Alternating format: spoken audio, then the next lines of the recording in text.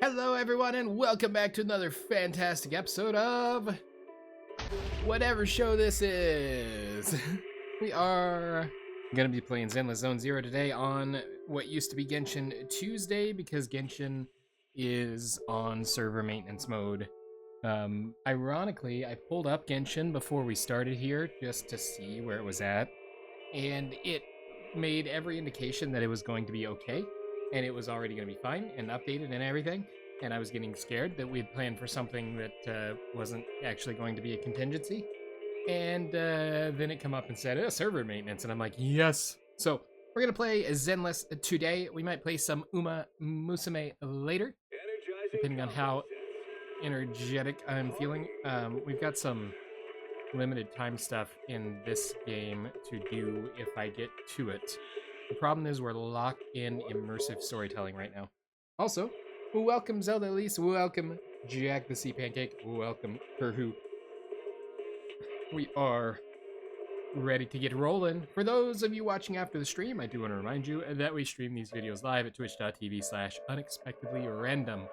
We are here Monday through Saturday at whenever I finally get here in the PM Central Time. Make sure you follow us on Twitch to join the chaos and check out our streaming schedule for the current lineup. We also have a Facebook and Instagram. Those are the best places to stay up to date with any changes that may occur pertaining to the streaming schedule. And we have a TikTok and the social media platform formerly known as Twitter if you want to check us out over there. Otherwise, I think we're ready to get going. Guess what I did? I bet you can't guess. Okay, I'm going to tell you anyway before you have a chance to guess. See this here? This does be my microphone. See what's not sticking out right here in my way, pressing my F buttons on my keyboard? That right there is the absence of a regular microphone cable. That is possibly the greatest idea that I've ever had. And this particular one is from Cable Matters. There's two, and you can't see it because it's on this side of this big bulky joint thing.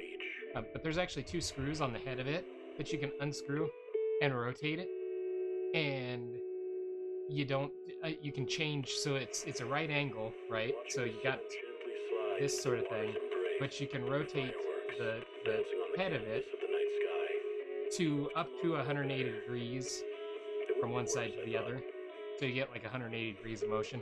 It is awesome. And then you screw it back together so you have it the direction I wanted, which was perfect because this right here, lizard. If we went straight back with it, it was going to be knocking into this mechanism because it would have been right back this way, which again, you can't really see because it's a dreadful angle. So I was able to shift it 45 degrees off to the side, and then it puts it in the way of the knobby guys here. As far as grabbing it, but it's not pressing on anything. And it's not pushing my keyboard, so I can get it all down up in here where it needs to be so you can hear me, and it can be fantastic. And it's also not in my shop. So that's pretty cool. That's my rant there. Cable Matters made it. It's a right angle XLR cable. Found it on Amazon for like $20 for a 2-pack. Seems super reasonable, and I definitely trust Cable Matters with their cable quality. I've had good experience with them. So that's an unofficial endorsement, I suppose. Monoprice and Cable Manners, the unofficial communications cables of Unexpectedly Random. Okay, so this is why we started on the front screen, because this is where we left off last time. And literally just quit here because we were progressing and stuff. So that's where we're going to continue. I'm going to get my hair out of the way so I'm not sitting on it, and we're going to go. Inside Limnian Hollow, in the town. This is the town. It's a little different from what I imagined. Can we ride our horse down Old Town Road? Gonna take my horse down the Old Town Road. Gonna ride till I can't no more. The Lumen Box works! As expected from Miss Zhao, because we're not giving Krampus the glorification. Lumen Box works. Just what I'd expect from Miss Zhao. Give me a moment. forgot something. My door's open.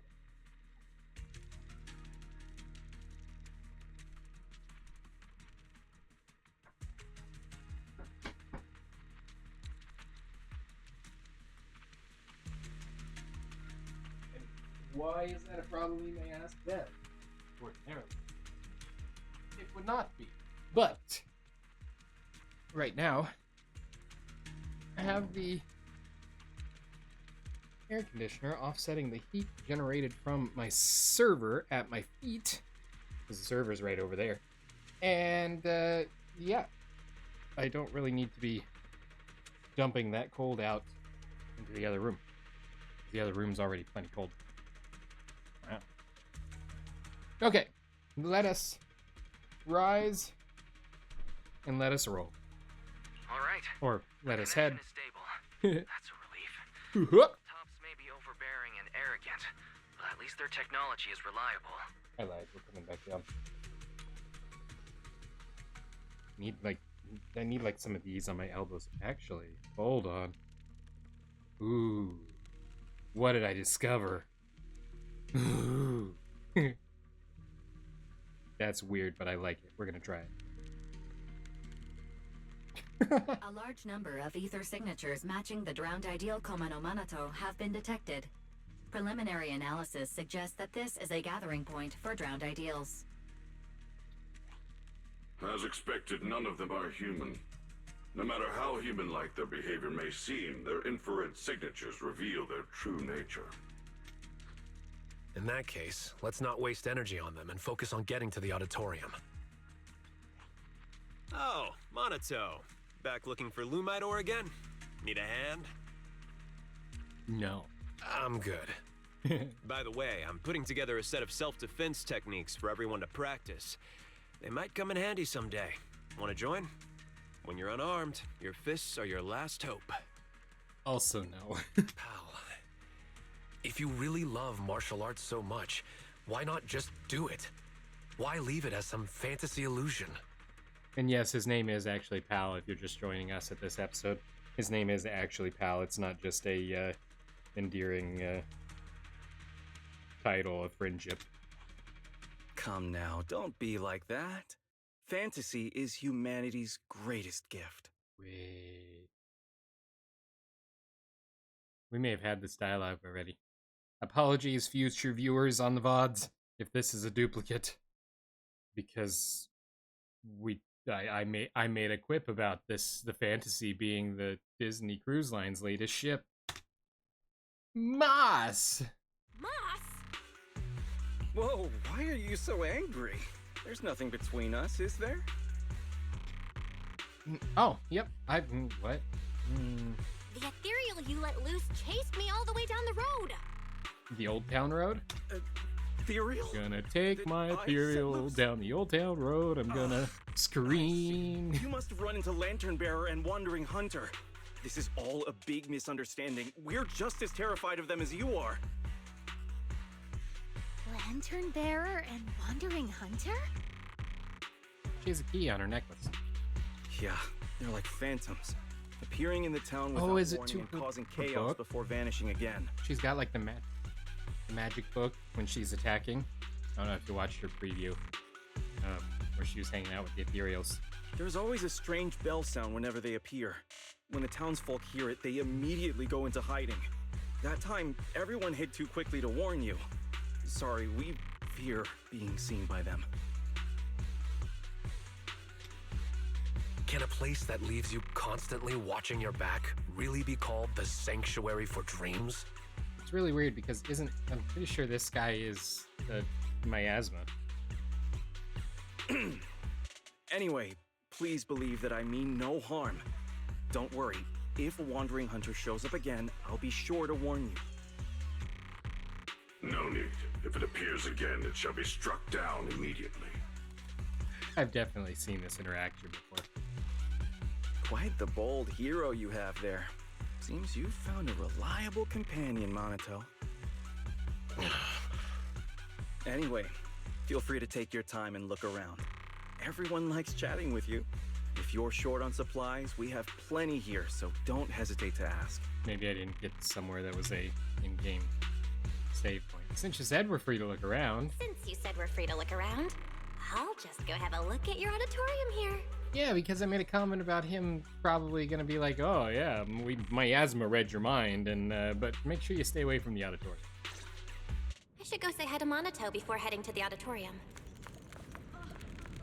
Oh yeah, so we went through that. I got you. We went through that dialogue because I ran up here and I'm like, oh look, the truck's gone that they can't park there. Also, I can't walk on the moss. And then I commented about, oh, what happened to the road? Because this was a road, but it's not a road because this is the sign that I went clank on. I can clank on the sign. And then I was walking up here and I'm like, oh, well, things are kind of changed. And then I was looking and it's like, oh yeah, Banyue is up there. I remembered his name. And that's probably not the direction we need to go, since that's probably progression. So, there. Now you're caught up to speed again. I'm caught up to speed. Maybe. I can't clank over there. And I'm required to wear my Swabian uniform. Back again. Feel free to drop by any time. The great writer. We talked to her before. I think it'd be better if the protagonist shift in the stance they're taking was more subtle. Seems a bit unnecessarily intense at the moment. Remember, she had a stack of a script that had no text in it. No way! Every character I play needs to leave a lasting impression on the audience. I'm a powerhouse actress who's won Best Actress 3 years in a row. I can't accept playing such a bland character. But this isn't quite the personality I had in mind. I've got it. Let's meet halfway. Our protagonist will be this upbeat, passionate person during the day, and then flip into this cool, brooding character at night. How's that sound? Pretty unique, right? Isn't that a super common trope? Dr. Jekyll and Mr. Hyde. Mr. Jekyll and Dr. Hyde? Definitely the first. Ah.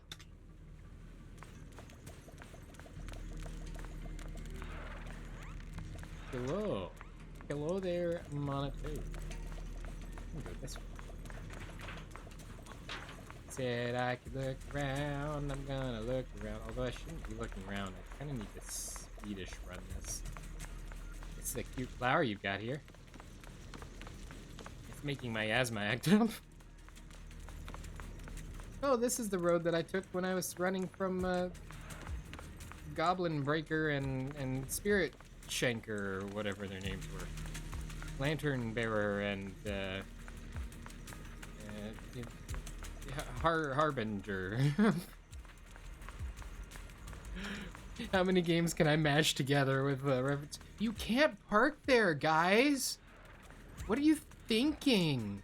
This is a pedestrian walkway, and your car's all sticking its nose in it like it wants to sniff people. I mean, come on.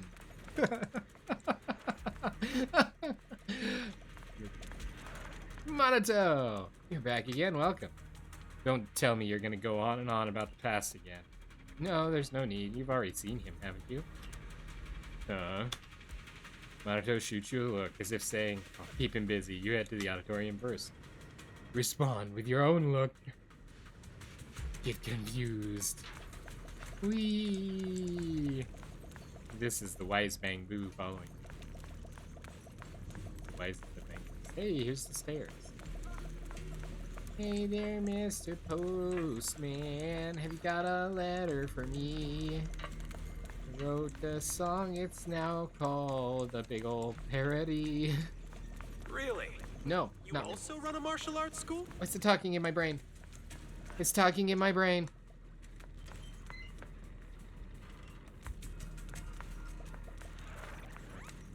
Ooh.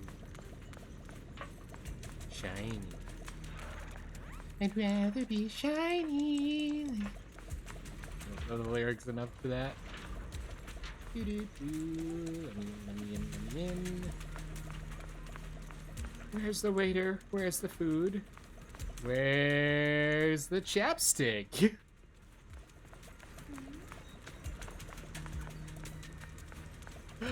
Oh, it's gonna be a weird one today, that's for sure. I'm not even that tired. I like slept more. I had to get up and call the... Well, I had to send a package off with UPS, but I had to call the... Hey, it's shiny. This is a strange report. Regular report. Captain Hoshimi Miyabi requesting support. The target's been acting strange lately. Every time I see him, he's desperately trying to run out of town. Saying he wants to leave the Hollow, even though he knows there is no way out.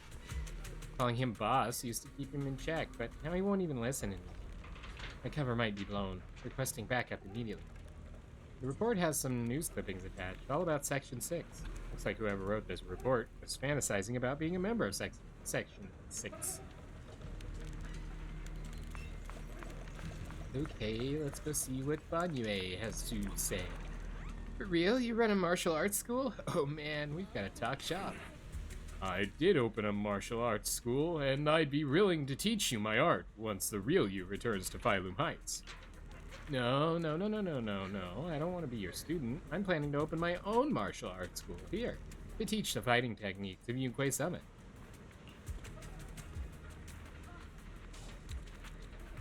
Opening a martial arts school in the Hollow. The areas outside town are still dangerous, and not everyone here can fight. If everyone studied at the martial arts school, at least they'd have a way to protect themselves when going out. Oh, hey, what do you think about holding the Tide Fair here? Not a chance. The Tide Fair is a ceremony held at Phylum Heights by Swabian Temple. People write their blessings for family on sky letters, which are then released into the Hollow by the Temple Master.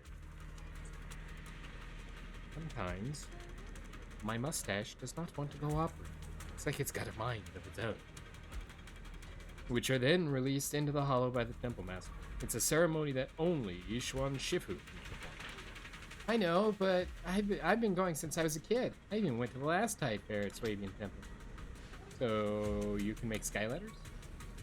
No need for that. Think about it. Where did all those sky letters end up? They flew into the Hollow, right? All I gotta do is search the Hollow and collect them all. And then I'll have tons of sky letters. If you spot any sky letters, could you bring them back to me? I want to recreate the ceremony. You want to release sky letters that people have already released once before?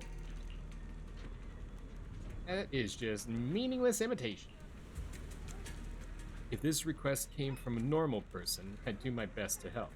But this is the Hollow, and I won't assist a Hollow creature made of miasma. Same.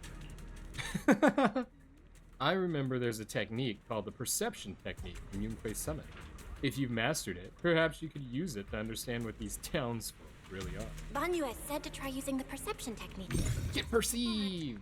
Pale shows the same ether frequency as the miasma tumor. I can perceive everything now. Is there really not a single living soul? Never mind. Let's check out the auditorium. Are you having any difficulty breathing? I see you've got miasma. The food critic is miasma, and this guy over here, miasma. Hey, what is that? Oh no, bruh. You're also made from miasma. Hey, this one's a real human living person. She's not miasma. Hi. You don't want to talk to me?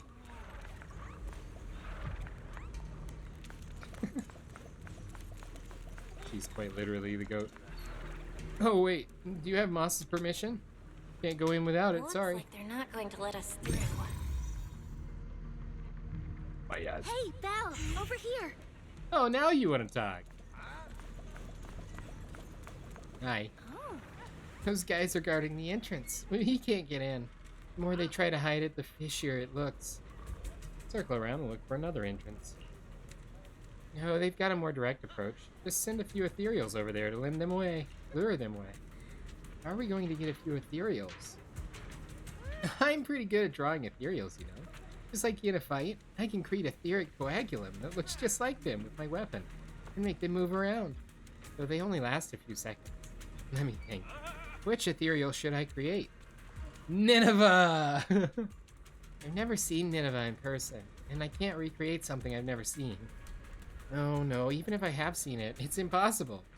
Unless 10 Lucia stacked together all collabed, it's just not feasible. That's a legendary Ethereal we're talking about. Actually, I've seen it. For real? Nineveh? You're not messing with me. You're absolutely the most mysterious yet unassuming proxy mystic online friend I've ever met. Where'd you see her? Hollow Zero? You gotta take me. Are we not adding to the auditorium anymore? How long would it take to go to Hollow Zero and come back? It would take ages. Never mind. Let's head to the auditorium first. I'll switch to a smaller Ethereal instead. Something less dangerous, but still tempting enough to make them chase after it. Perfect for luring them away. Glass crawlers or Hattis? Yeah, that works. You really know your Ethereals too, huh? I'll distract them while you sneak into the auditorium. That's the plan then. Let's do this. We just want to scare them. This will be good. 1, 2, let's make it 3. Follow me, little hatties. Little hatties. Lucia summons 3 smaller sized hatties who start rolling around in front of the guard. What the? Where did those Ethereals come from? Boom, they all run off, the guards following the little hatties, and the little hatties following Lucia. Nice work, Lucia. Quick, get to the auditorium before they come back. Dude's made of miasma, so it's not like they're gonna not see me. Come, embrace your true desire. Wise, did you hear that voice?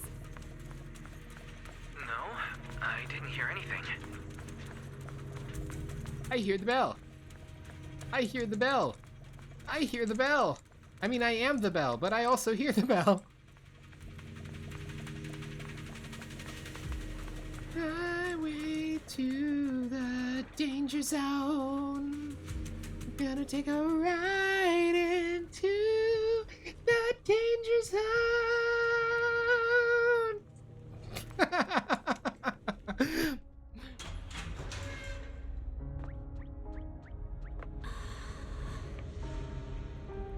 Someone's trapped in the miasma! We have to find a way to help her. It's Squid Hari. Ari, why don't you go get some rest? Don't bother. We're teaming up with someone else. You can do this, Ari. Let's try it.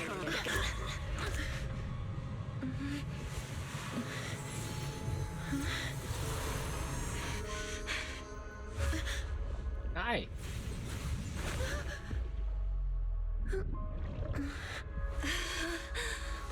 I got you.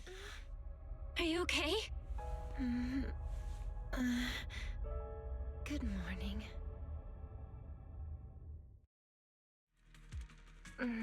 It's Mother Brain. Good morning. Hiya. Ohio? Was I not? Hello. Hello. But it's not morning right now. Awakened lady. You still half asleep? What's wrong? Are you still half asleep? Such beautiful eyes. Am I still dreaming? Got kind of intense eyes. I wonder if this is because of the tentacular portion of her, or if that's something miasma impacting. You're in a hollow. You're not dreaming. You're in a hollow. What are you doing in such a dangerous place? Wait, you're not a drowned ideal, are you? No, she's Squid Hari. What happened? We heard some commotion from outside. Hold on. This girl. There's a human in this town full of non-human entities? She's Havoc, so... She was trapped in the middle of the auditorium. She fell the moment we got near her. I guess you could say Belle saved her. I bet it's a trap. So is she the extremely important thing Moss mentioned about the auditorium before? Just what is that guy plotting? And where's Lucia? Hey, there she is! Keep staring at you, Belle. Do you know each other? No. What's your name? What's your name? I'm Belle. Ezekiel. Have we ever met before? My name is Idhari. Idhari. I think this is the first time I've met you. Forever to be known as Squeedhari. Oh, wonderful! You actually managed to rescue her. I don't believe a word that spews out of your face. You've got some explaining to do, Moss. Why was she locked up in here?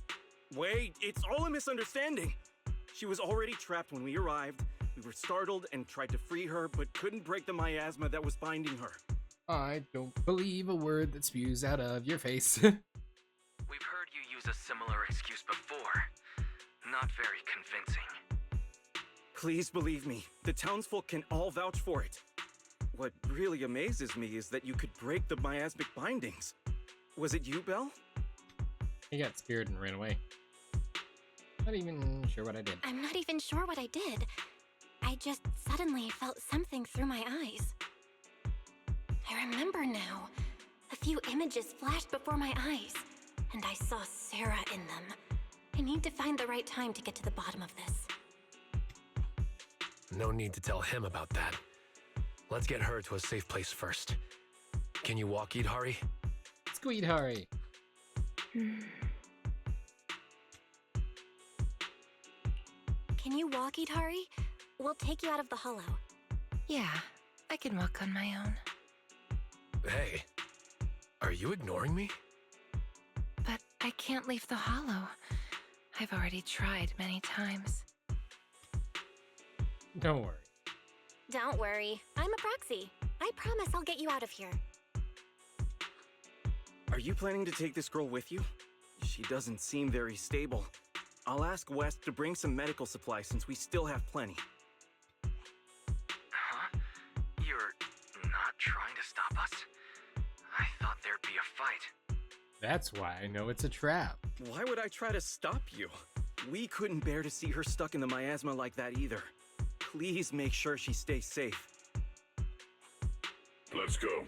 Although things didn't quite go as expected, we still gained a lot. I've recorded most of the town folks' appearances.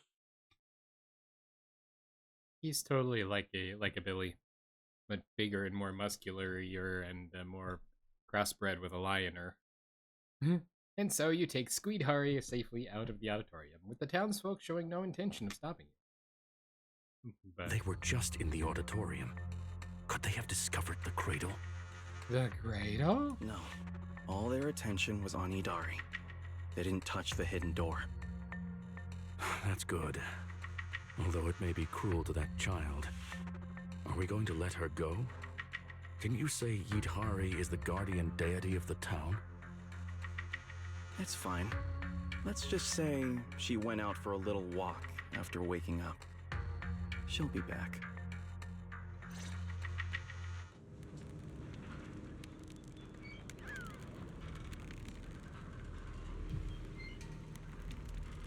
Guardians cast wary, but not exactly hostile. Wait. Then let's get out and head back to Phylum Heights first. But...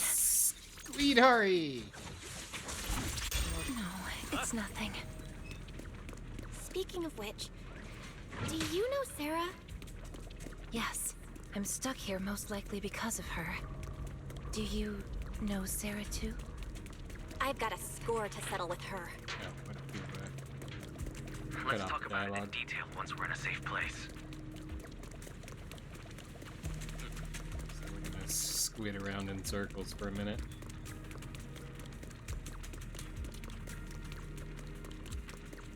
And are you ready? In 3, 2, 1. Ethereal time.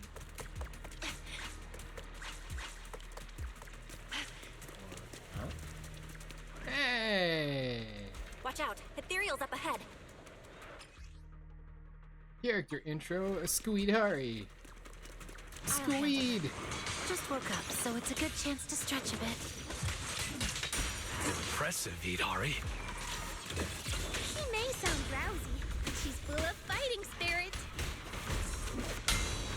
strength like that, why were you trapped in the auditorium?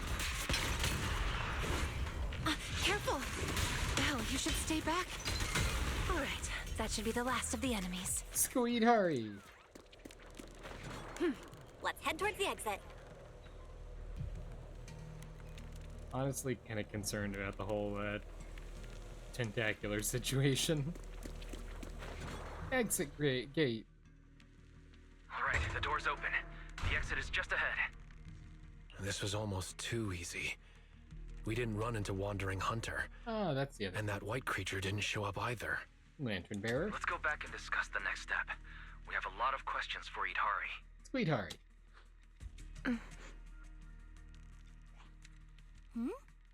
Idhari stopped. Idhari? It's no use. I can't go any further. Why? Why? The exit is just ahead. I see darkness blocking the way ahead. It's gathering, rising, and twisting into a vortex. One more step and I'll fall in. Belle, go on without me. I can't this time. The exit has rejected me. A vortex? I don't see anything.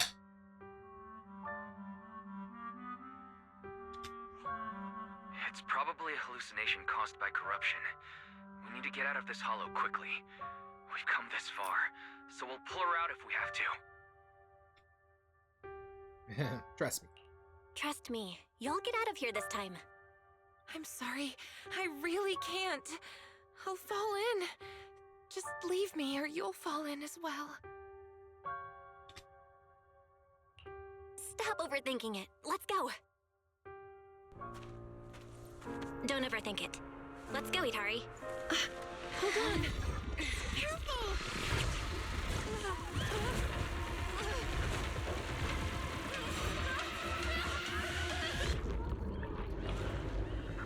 Well, that was fun.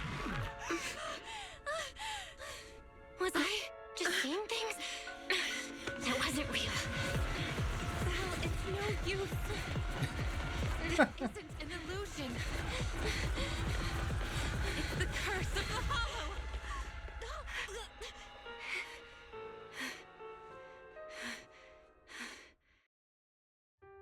Why did you come back? We were just about to catch up. Was that not the way out? Let me check. The path seems clear. Anomaly report. Master's coordinates were detected at multiple locations throughout Lemnian Hollow over approximately 10 seconds. Seems like something serious just happened. It feels like something big just happened. Like I expected, it didn't work this time either. This is the curse the Hollow has placed upon me. I reviewed the data. From the moment Idhari got close to the exit, the ether particles around the fissure started fluctuating, almost to the point of being reshaped, making it impossible to leave the hollow. So... So that means, as long as Idhari is with us, the exit will disappear? Yes. So just leave me here. I can't go back. But at least you still have a place you can return to. Let's look for another exit. If we can't find one, then we should find somewhere to rest. We can't just leave her out here. Is this her? No, that can't. That's not her W. But it's got the tentacular situation going on too. I agree with Monato. I agree. After all the effort we put into rescuing her, we can't just walk away now. And we still have so much to ask her. Sweetheart. Alright, let's not rush out just yet. We can find a safe place to rest first, and then figure out our next move. A safe place? Oh, I know a safe house nearby. Should we go there? A safe house? Wait, there's a safe house here? How do you know about it? When I first entered the Hollow, I scouted the nearby routes. The truth is, I'm a Proxy too. A Proxy trapped inside the Hollow. Pretty pathetic, isn't it? Don't worry about it. Let's head to the safe house first. Sorry, Belle. That must have scared you. No, I was just too impatient. I've been a Proxy for quite some time, but I've never faced anything like this before. This appears to be a letter. Mom, I'm not happy. Even though no one dares to bully me anymore, I'm still not happy. Finally achieved my dream, but now there's no one left to share this with. Coming to find you. I want to show you the new me. That's sad.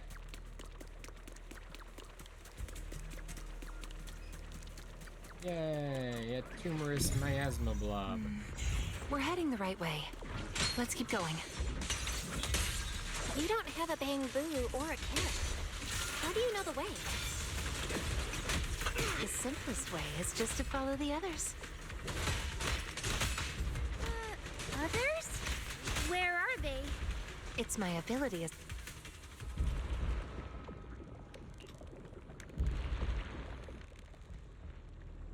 People up ahead. Seem to be observing something. Maybe it's what you're looking for? Seems someone was here a long time ago. Hold on, I can make them appear so you can see them. Oh, the timing on that was bizarre. Look, those figures. Well. Those figures.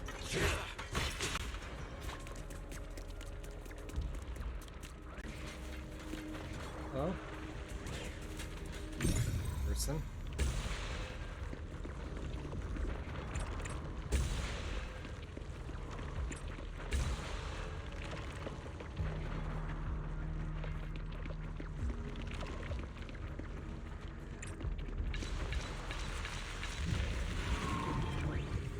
These illusions look so strange. They're illusions. Unusual is normal for them. Ikari seems to have been in the Hollow for a long time. Is her body alright? At you. I just saw some medicine and porcelain scattered on the auditorium floor. Do you use those to reduce the corruption effects? It's kind of cool that Banyue is an actual like Ikari? assistant in She fights. seems a bit slow to react. Is it because she just woke up?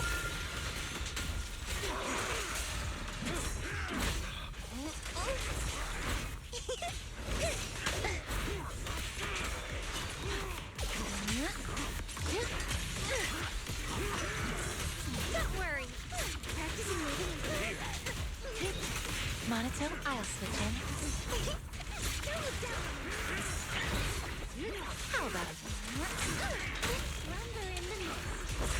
Perfect timing. Oh, the other one came over to join. Okay, I thought Banyue took one of them out. I That am ex- ready. You will rest amidst the ice. That explains a lot.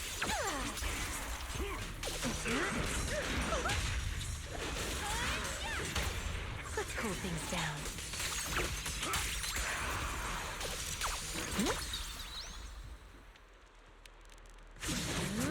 Let's see you handle this.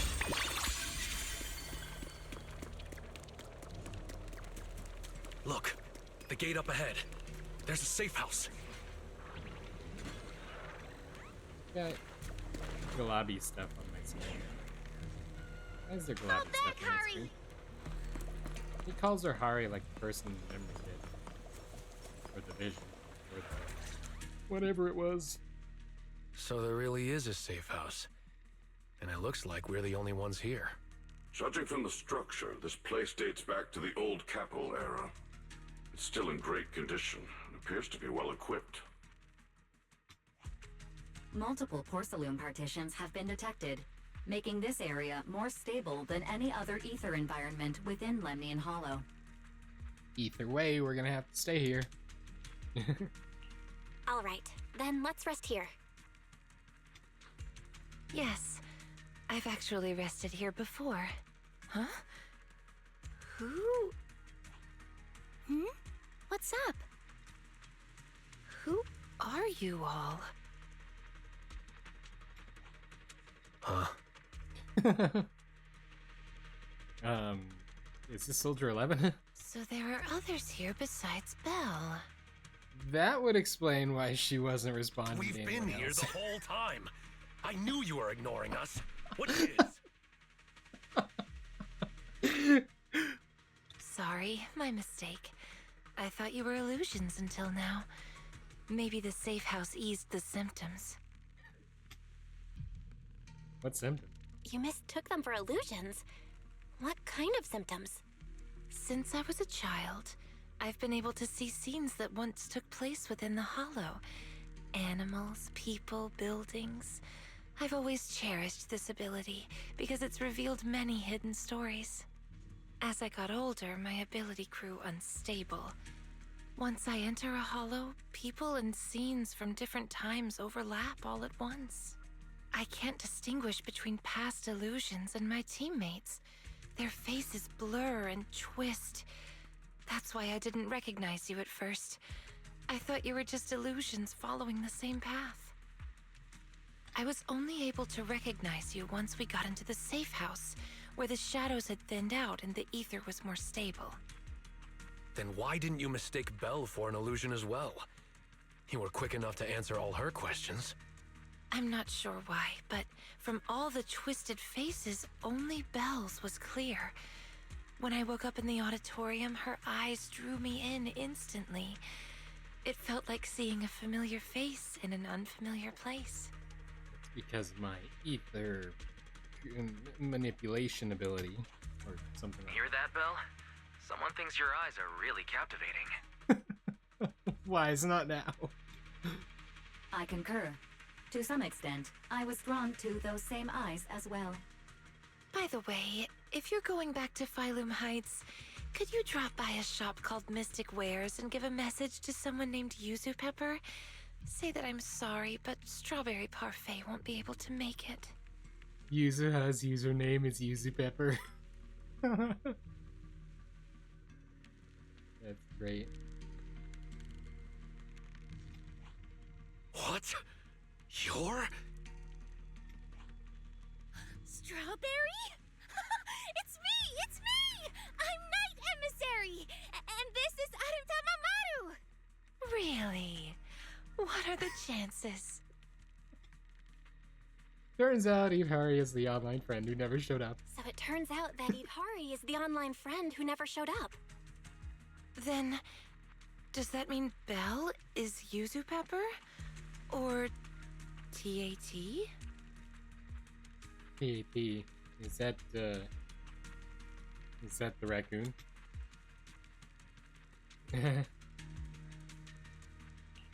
No. I'm only a passerby. Just someone being helpful. I want to know who TAT is now. Weren't you supposed to be coming to Phylum Heights for the meetup? How did you end up in the Hollow beforehand? Because they do have the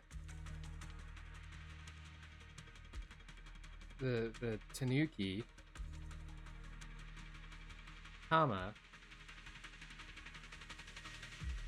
Does the Tanuki have a profile? Sarah invited me here, and I thought it was just a routine commission. Gross. But I didn't expect that foul miasma to amplify my ability, allowing me not only to see past scenes, but also to project them for others.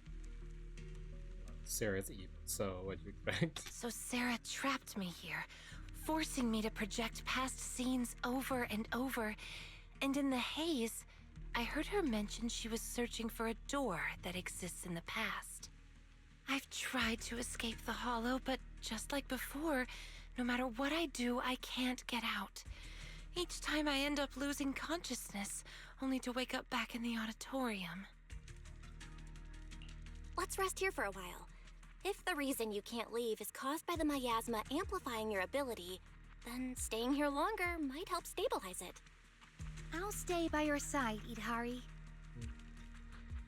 I can stay as well. I'm highly resistant to the corruption here.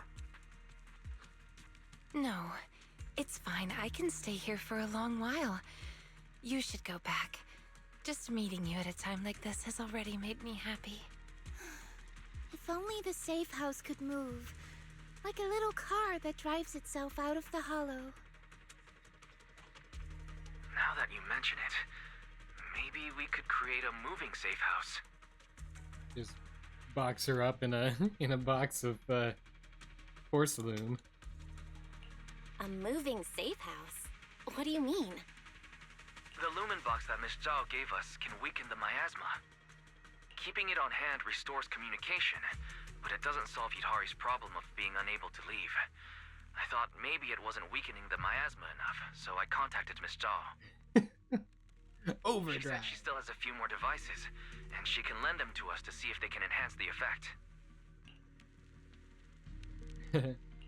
All right, then we should head back to Phylum Heights.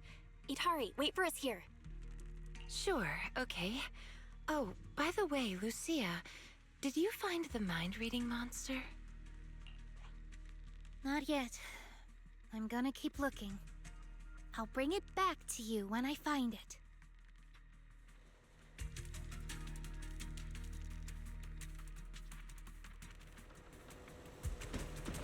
How does Yudhari know about the mind-reading monster? I met Strawberry Parfait, on the forum a long time ago. None of the others, not even Monato, believes in the mind-reading monster, but she does. This time, in Waifei Peninsula, we secretly agreed to search for the mind-reading monster together. You two are way too obsessed with that urban legend. Next time, bring her some ginger tongue sway. It'll definitely help. It's up to you, partner. Did you hear that? It's a bell. The same as the one we heard in the town last time. Lantern Bearer and Wandering Hunter are nearby. This feeling.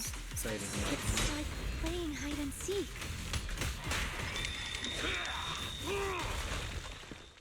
Would that be the bell? That was weird. The bell again. Where are they hiding? I see. You do? Because I don't. I shall deal with you. The lion's roar echoes before you see the enemy. The roar Banyue is already far ahead. Before anyone can react, there's a thunderous noise. When you look that way, you see that Banyue is already fighting the enemy hidden within the ringing of bells. Wandering Hunter. It's a new kind of ethereal I've never seen before. Must be native to Lemnian Hollow. Better write this down. Write this down. Oh, that's great. It's actually pretty intense. Got their Monato there, already fired up. Quite literally fired up. See, this is the book I was talking that the key on her neck might be the lock to it. You know, some books have like a clasp and a lock on them. The story's inside from escaping. Oh wait, no, that was a Goosebumps movie. In the blink of an eye, Banyue's heavy fists come down again and again, each swing ringing with the sharp clang of metal on metal. The Wandering Hunter lets out a piercing roar. Is it anger or excitement? One thing is clear, it isn't pain. Banyue's attacks are completely blocked, failing to do any real damage. Whoa, that's a tough one. Just that white arm alone can block attacks. Is it some special hardening? Add more details to your ethereal decks, Lucia. Wandering Hunter is no longer content with merely defending. It raises its crimson, spiked right arm and thrusts at Banyue's exposed side during a gap in his assault. I'll help you. I got up in the text. Monato dashes to Banyue's side and raises his sword to parry, but the brutal strike drives him back several steps. Don't be reckless. Fall back, Monato. Its fighting style is smooth and steady, holding its own even against two opponents. It knows how to use its strengths, almost like it's been trained. That lantern bearer's acting strange behind it.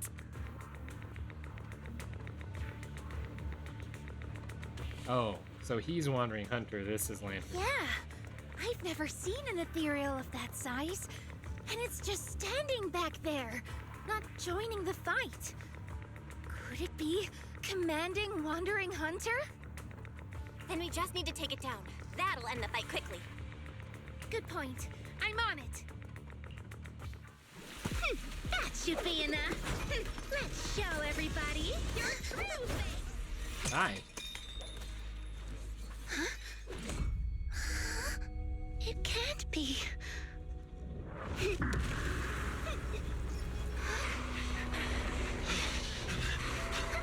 Lucia!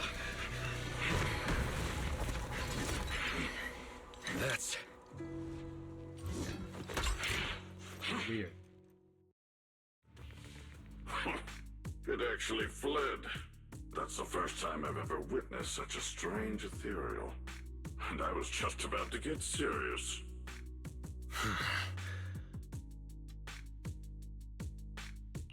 Same thing happened the last time I ran into it. It just vanished all of a sudden. Completely different from the regular ethereals that have a strong drive to attack. Did you see that lantern bearer? The hair, the ears. yeah. She looked a lot like Lucia, only much younger. I feel like I know her, but I don't have a sister. Is it like Monato's clone? Miasma projection? A drowned ideal. That's the one. We won't get any answers here. Let's head back. We still have a lot to do. Just as the group is leaving the hollow, an uninvited guest knocks on the safe house door. It's you. Go away. I'm here to bring you back to town, Idari. No, I promised Belle I'd wait for her here. We don't have the strength or the right to stop you. But believe me, no matter how many times you try, you can't leave here. You belong to the town. The one keeping you from leaving the hollow is you. What do you mean? Please come with me to see something in town. Once you do, you'll understand. If you still want to leave after that, you can come back here and wait for her. That already sounds like a trap. Don't do it. See what? The most precious thing in the entire hollow. We call it the Cradle.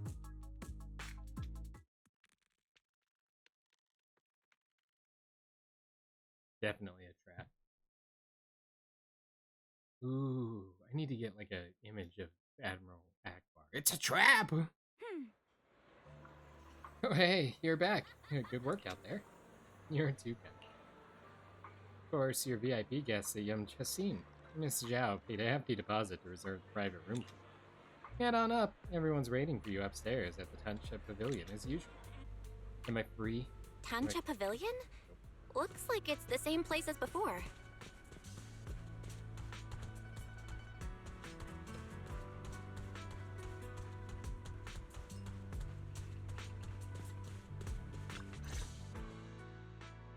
Hello. Well, you're here.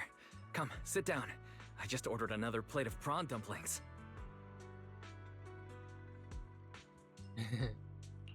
You've already started eating? Don't tell me Miss Zhao is treating us again this time. It's fine. Everything's covered. Everyone, grab a seat and let's eat while we go over the situation. First, regarding the missing persons. The town is filled with drowned ideals, and no real people were found in the auditorium.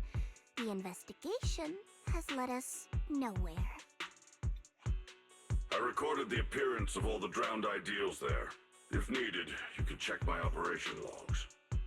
Is that okay, Banyu Shifu? After all, you're not just an ordinary machine.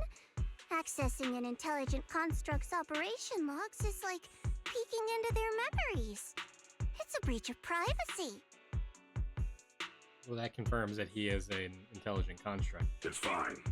If it helps save those who are suffering, my feelings are irrelevant. Then, let me thank you on their behalf. If everything matches up, we can quickly identify the missing and launch a large-scale search. Next, about Idari. Mr. Wise has already told me about her. These are all the lumen boxes I have. 5 in total, counting the ones I gave you earlier. Go ahead and give them a try. I only need to write one report, right? Thank you. After trying them out, we only need to write one report, right? Of course. As long as you don't break them, one report will be enough. We're gonna break them. Lastly, there's Wandering Hunter and the girl who looked like Lucia. Yes. Could that girl possibly be Lucia's drowned ideal? I don't know either. But if that's really the case, I'd like to try becoming her friend. Become friends with a drowned ideal? Yeah, my grandma used to say, if you ever meet someone who's a lot like you, you must find a way to make friends with her. Understood. The next time we meet them, I shall hold off Wandering Hunter and buy you the time to make friends. Weirdest agreement ever. Banyue Shifu really does want to help with everything.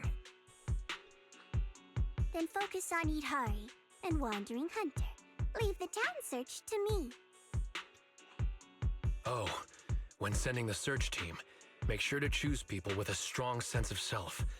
Otherwise, new drowned ideals could appear. That's a pretty vague requirement. What exactly counts as a strong sense of self? Preferably, someone content with their life, without too many regrets. Understood. That's all for the meeting. Everyone, go get some rest. Banyue Shifu, please stay. We need to talk about retrieving the records. Belle, did you have enough to eat? I noticed you were talking all through the meeting and barely ate. You did, it's just... What is it? The charged sway buns I wanted are sold out. Just as I thought. Watch this. Ta-da! The great charged sway bow summoning technique. Lucia spreads open her book, pretending to summon something from its pages, when her other hand, hidden beneath the book, pulls out a char sway bun. The char sway buns were so good today I wanted to save one for a midnight snack. I even ate 2 fewer shrimp dumplings just to make up for this bad boy. What a coincidence. This just happened to be Yum Chasin's last char sway bow of the day. Here, take it. You haven't had any yet, right? No, you should have. No worries, I've got it all planned out. I'll check out some other late-night food stalls in a bit.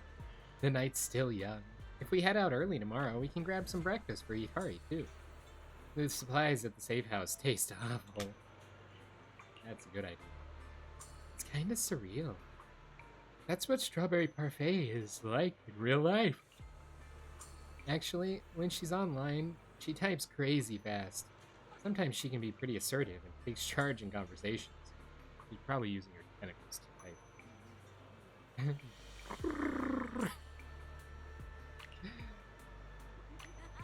Am I still half asleep? Yeah, I didn't expect our first meeting to be under such unusual circumstances. I planned to meet up these couple days, but I haven't heard from Idhari in over 2 weeks. Thought she went off somewhere. Turns out she came half a month early. Must be Sarah who led her here. That Sarah person sounds dangerous. Tricking Idhari and keeping her locked up in the hollow for so long.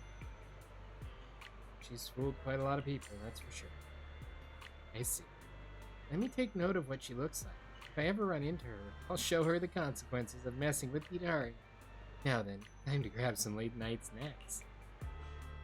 After saying goodbye to Lucia, you turn around and see Monato not far away. Looks like he's picking out snacks. I'm free!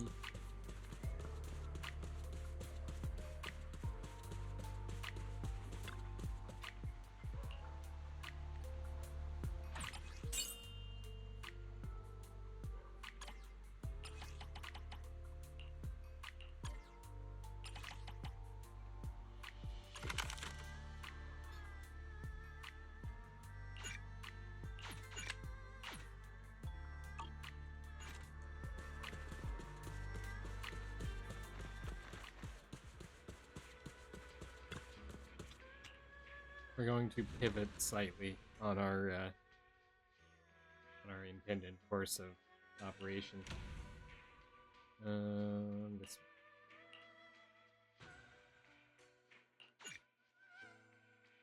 Yay.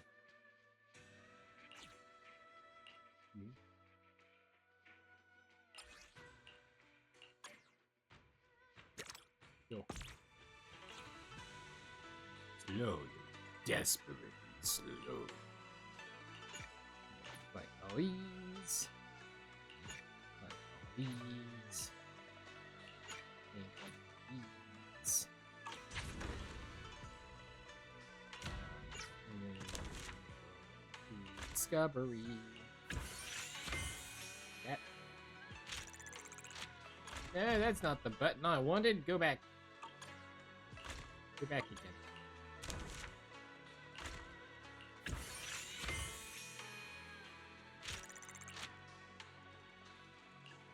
I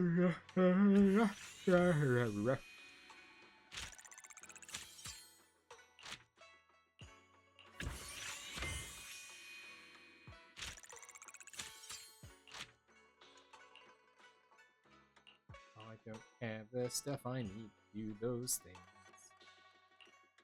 So we send a squad out on 2-1.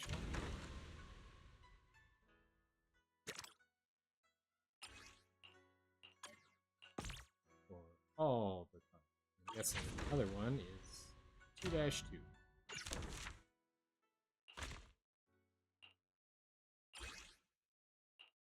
I'm getting good at this.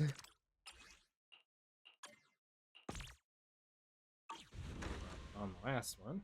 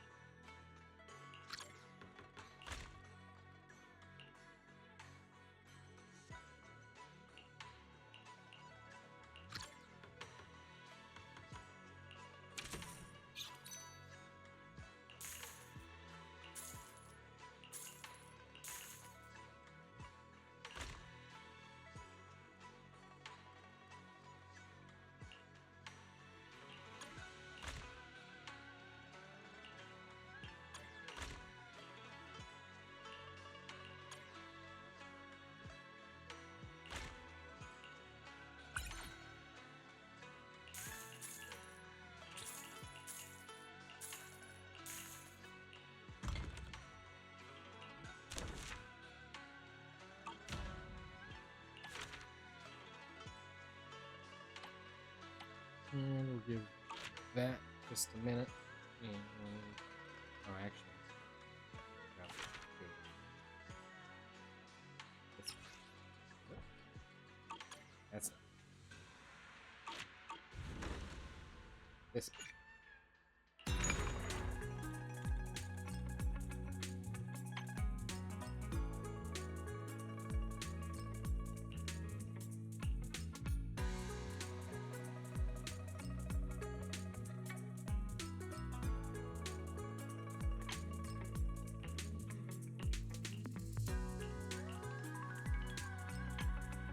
Well, never mind. I thought I could.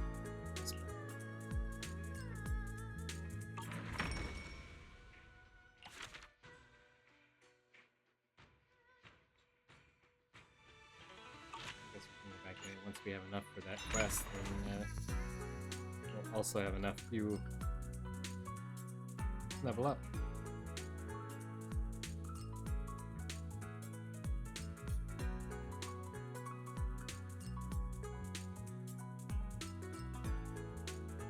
Now.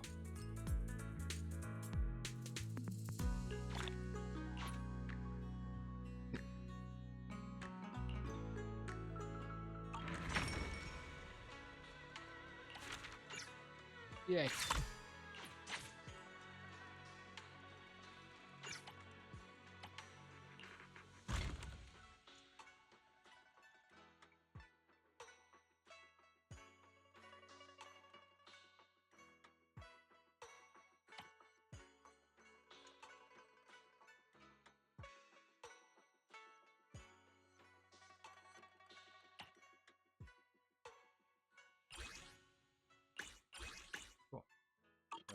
right on track on that one, too.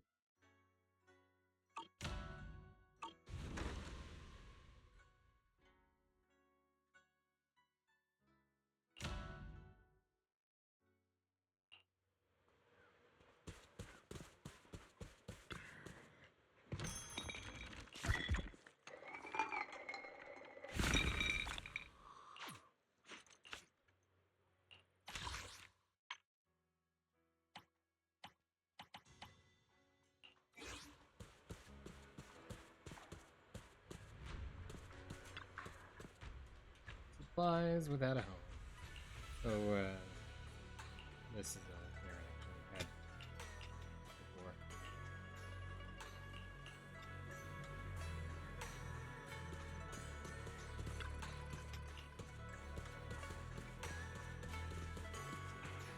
This storage room is overflowing.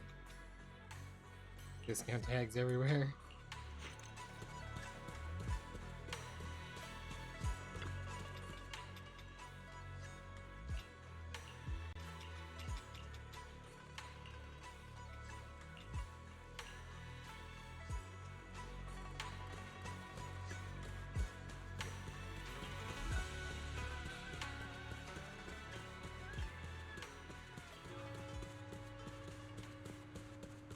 Yay, received. Relax. Whatever you need, just say the word and I'll bring it right over.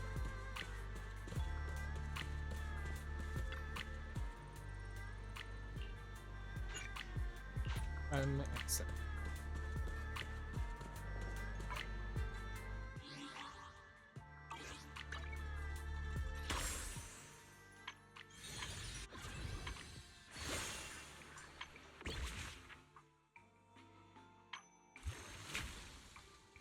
Well, guess what? I have unfortunate news.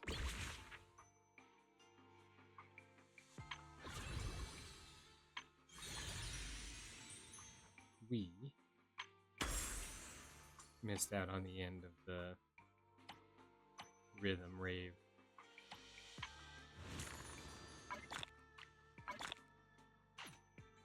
Boats.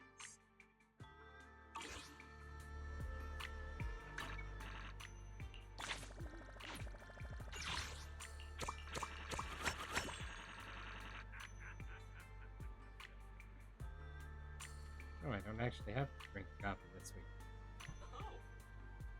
Cool. You have to spend 3 on the charge, but that can be done in one instance. So, you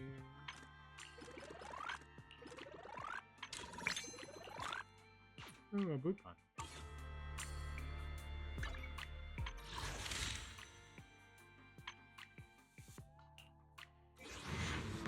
Sorry, first.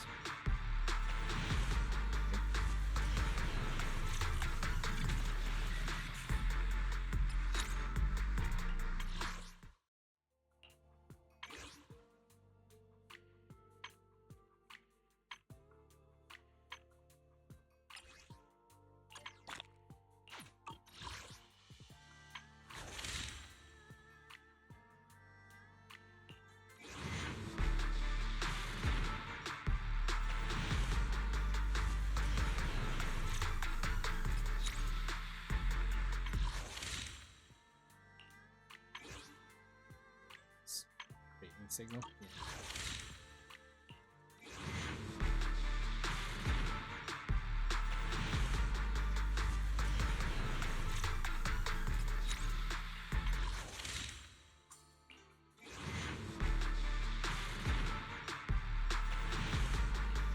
Come on. Where's the streamer luck?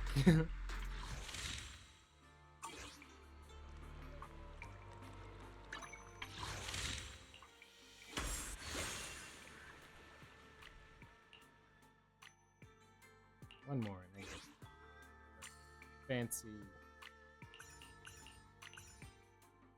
necks.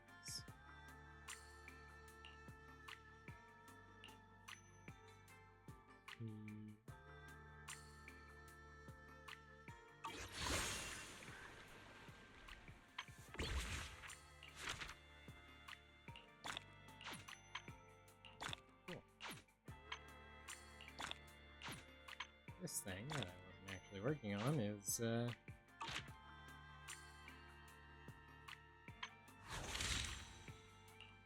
giving me another pull. That's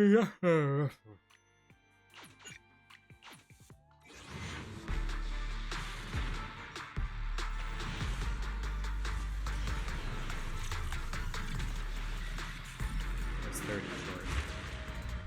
But I had monochrome cover it, so I'll was yay.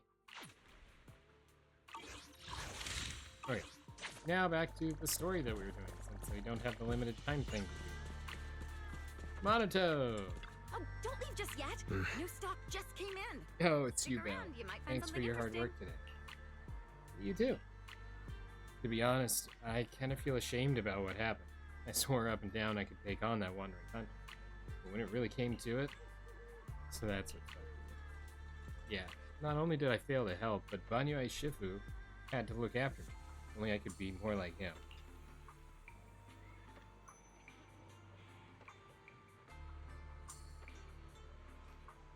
I see him! I see him over there! Cheerful shouts of two kids echo from nearby as they come charging full speed ahead, crashing right into mine. How did you two get out here? You message saying you're at Yamchasin, so we came to find you. Did you get my messages about wanting some sour gummy candies? Ayuet?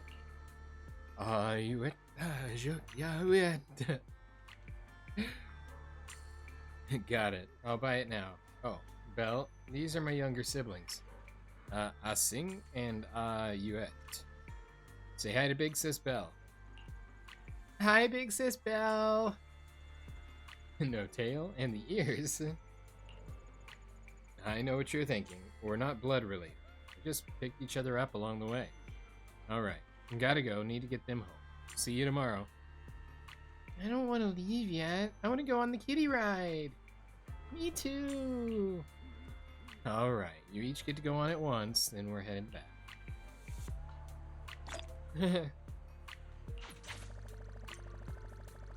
Go to sleep.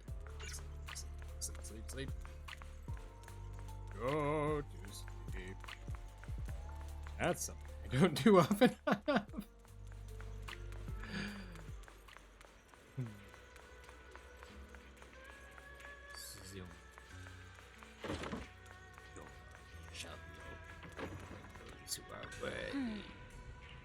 Time for a break.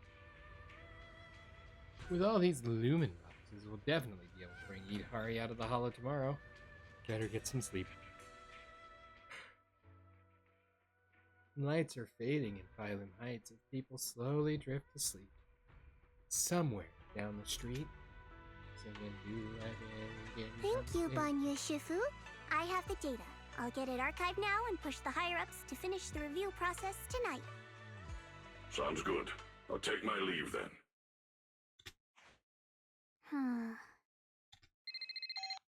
After watching Banyue walk away, Zhao makes a call, but the person on the other end isn't, higher up. Dylan, It's I a know little you've down. been looking for that purge unit type 0. I found it. Here in Wi-Fi. Goes by the name Banyue now. Don't thank me just yet. You know I don't work for free.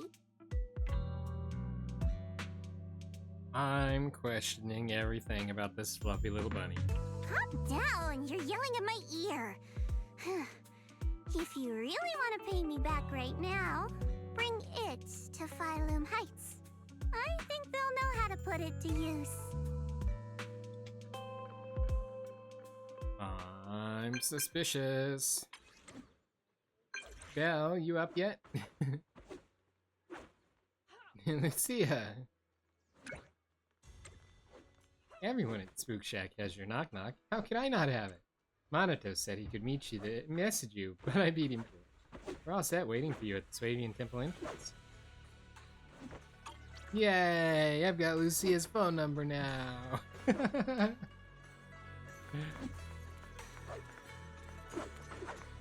Hello. Oh, woo. Is there something I could help? It's nothing, Belle. I'm just sweeping the temple courtyard. I don't mind cleaning the temple every day, but that mischievous Hu-Wei always causes trouble when I'm tidying up. Even a clay tiger has a fiery temper, let alone a fearsome tiger like Fu-Fu. Who is Hu-Wei? You're such a hard worker. Seriously, how could such a brilliant and formidable mystic like me end up with such a troublesome artifact? Though a magical artifact like Hu-Wei, or should I say an intelligent construct, can't really be compared to a Bangbu. I've always been envious of your Bangbu, especially Eos. Those short little arms and legs, wearing a tiny scarf, and those twinkling eyes are just the cutest! Hu-Wei has short limbs too, but he isn't cute at all. Eos has such a great personality too. It never talks back to its master, doesn't cause trouble when you're cleaning, and its butt doesn't breathe fire. Set the curtains on fire. Was not expecting that. Hu-Wei must have some redeeming qualities though, right? You're right. Hu-Wei can be quite a headache at times, but he's still my most reliable artifact, weapon, and companion. Whether it's fierce ethereals or jerks cutting in line, Hu-Wei will always charge ahead to protect me. Even when I use Hu-Wei's face to bash ethereals, he never complains about being tired or it hurt. I can't sync with Hu-Wei like you and Eos can, but we're still a perfect team. The 7 tiger strikes that Hu-Wei and I developed together is my signature skill. The one that made me famous among my peers. Though I still haven't managed to perfect all 7 moves. Hu-Wei and I aren't exactly good with numbers. Plus, a tiger's paw only has 4 claws. Harumph. Was that Hu-Wei? Did Hu-Wei hear me complaining about him? Oh no, the courtyard isn't clean yet. I can't let Hu-Wei mess it up. I'll keep an eye on Hu-Wei while I quickly sweep the courtyard. You try every trick in the book to dodge and weave around the leaping and bouncing Hu-Wei. Both human and tiger are exhausted when Fu-Fu finally gets the courtyard spick and span. Looks like Hu-Wei is having a great time with you. Sorry for the trouble. Come play with us again sometime. Yay! Where did Hu-Wei run off to this time? That's not a Hu-Wei, that's a pigeon. That's a funny colored pigeon. Is Chungus cat in the tree? Mr. Chungus. Oh, birds are up there. Where is Chungus?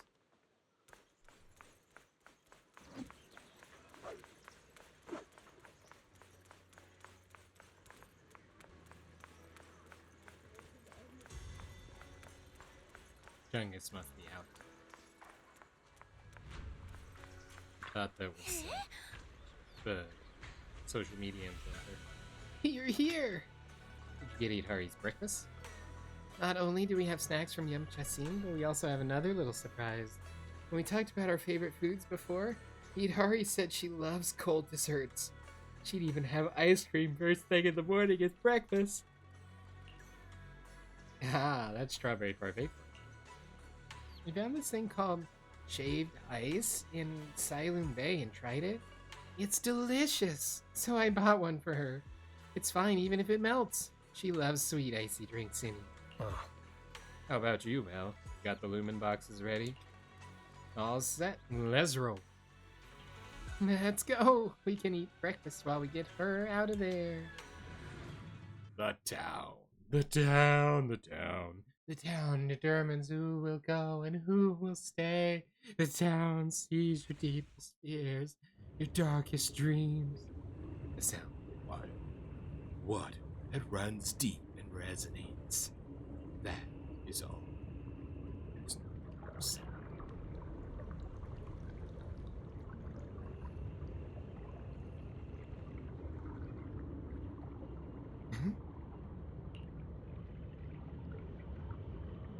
A call from the abyss pulls the mind down.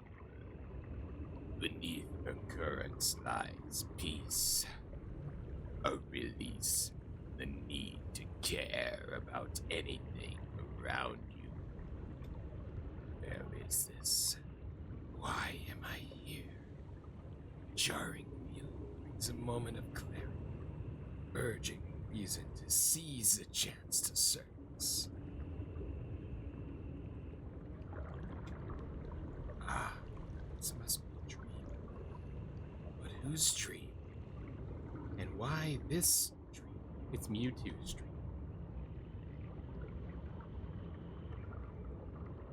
Belle. What is my purpose? You are made for humans to obey humans. You were created to work for me. No. This cannot be my destiny!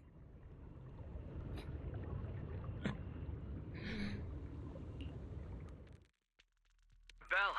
My brain's tickling itself again. That was... What was that? What's wrong? We've barely set foot in the hollow and you're zoning out already. A rough night last night? Felt like I was underwater. For a second, I felt like I was underwater. Like in a dream or something. Never mind. I think I'm probably just tired. Maybe you've been pushing yourself too hard these days. After working all day, you've really got to get some proper sleep at night. Are you all sleeping at night? Yeah. When else would we sleep? During the day, of course. Just like Belle, I nap when I can. So you do sleep. You've been saying how the night horror would take you in your sleep, so I thought you chose not to. You have to sleep. And dreams are important. Granny says dreams are where you talk to those who've passed away. I wasn't actually sleeping. I was just zoning out a bit. These past few days have been exhausting. Good thing Miss Zhao's helping us out. Let's finish up quickly and head to Fantasy Resort for a proper break. Yay! Fantasy Resort? Hearing that snapped me right out of it. Let's go! Alright, pull yourself together. Let's head to the safe house to find Itari.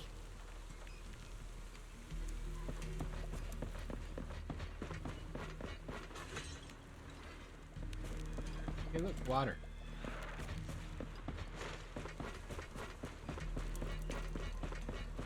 Hey, look, no one's here. In front of the safe. Let's make this quick. As soon as we pick up Itari, let's... Galoop. Huh?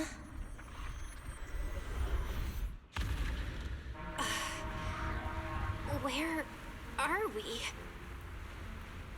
Hurry! What are you doing here? You'll catch a cold. Come on, let's go home. You're not going to find them here. Hari?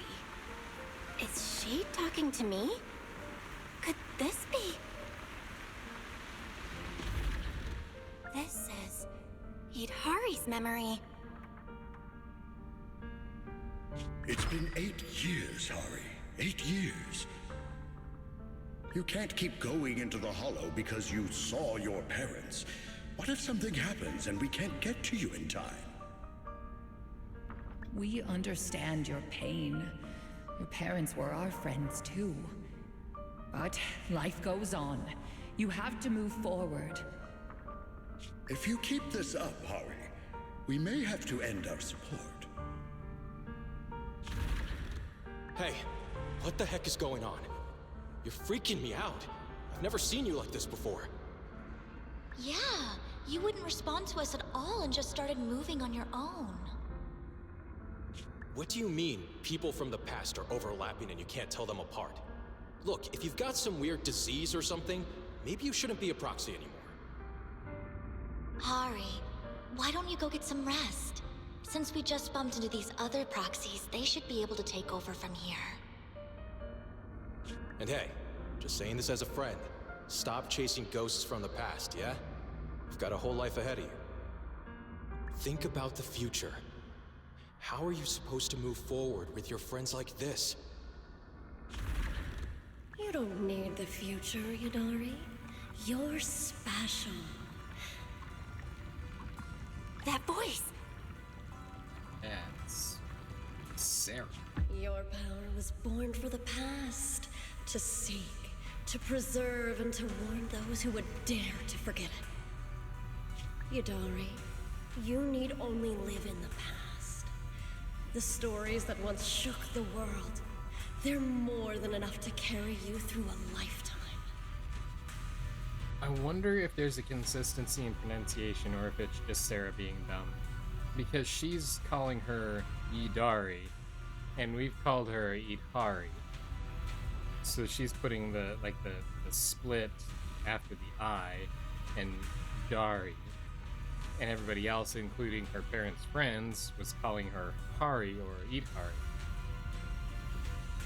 I wonder if there's a deliberate significance there.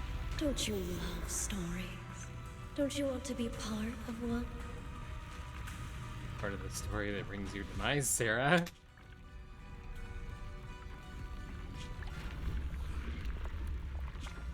Sarah! What's wrong, Belle? Huh? No one's here. Where's Sarah? There's no one in the safe house, and I don't see Idhari. The harbor, Hollow Raiders, the auditorium, Sarah. The moment I opened the door, all these images flooded into my head. The harbor, Hollow Raiders, the auditorium of the town, and Sarah. It's like I was looking at Idhari's past through her eyes. Detected unstable ether residue on the door handle. It's a strong match for the ether environment we observed around Idhari at the auditorium. First contact triggered a significant reaction from the smart lenses in your eyes, Master. Ew, someone left their ether residue on my door handle. Your eyes seem to be connected to an unknown power. Oh, yeah. An unknown power in my eyes, huh? When did it all start? At the auditorium? When I brought Vivian back? Or even earlier? Yeah, because remember that traumatizing sequence with Vivian? If you haven't seen it, go find that episode and watch it. It's gonna hurt. Belle, you're not about to, manifest one of those drowned ideals, are you? Ooh, yes. The classic textbook, the Drowned Ideal Manifesto. No way. Huh? No way. It's probably just because I slept poorly last night. Belle's drowned ideal is probably just an older version of her, lounging on the couch watching horror movies. All right. No more imagining things or daydreams. Let's find Idhari already. Look! There's some notes on the table. They must be from Idhari. What's it say on there? See, all of them are calling her Idhari, not Idari or Yidari. Strawberry parfait memo. Once I'm back at the inn, copy this into the storybook. This is a tale awakened by the light. It happened in an auditorium buried deep in the mist.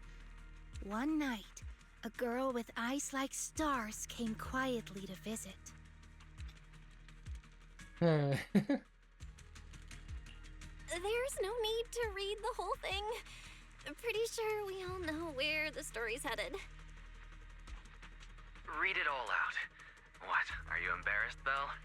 This is your first time as the protagonist in a story. Wow, storyception. Let me see if there's anything we don't know yet.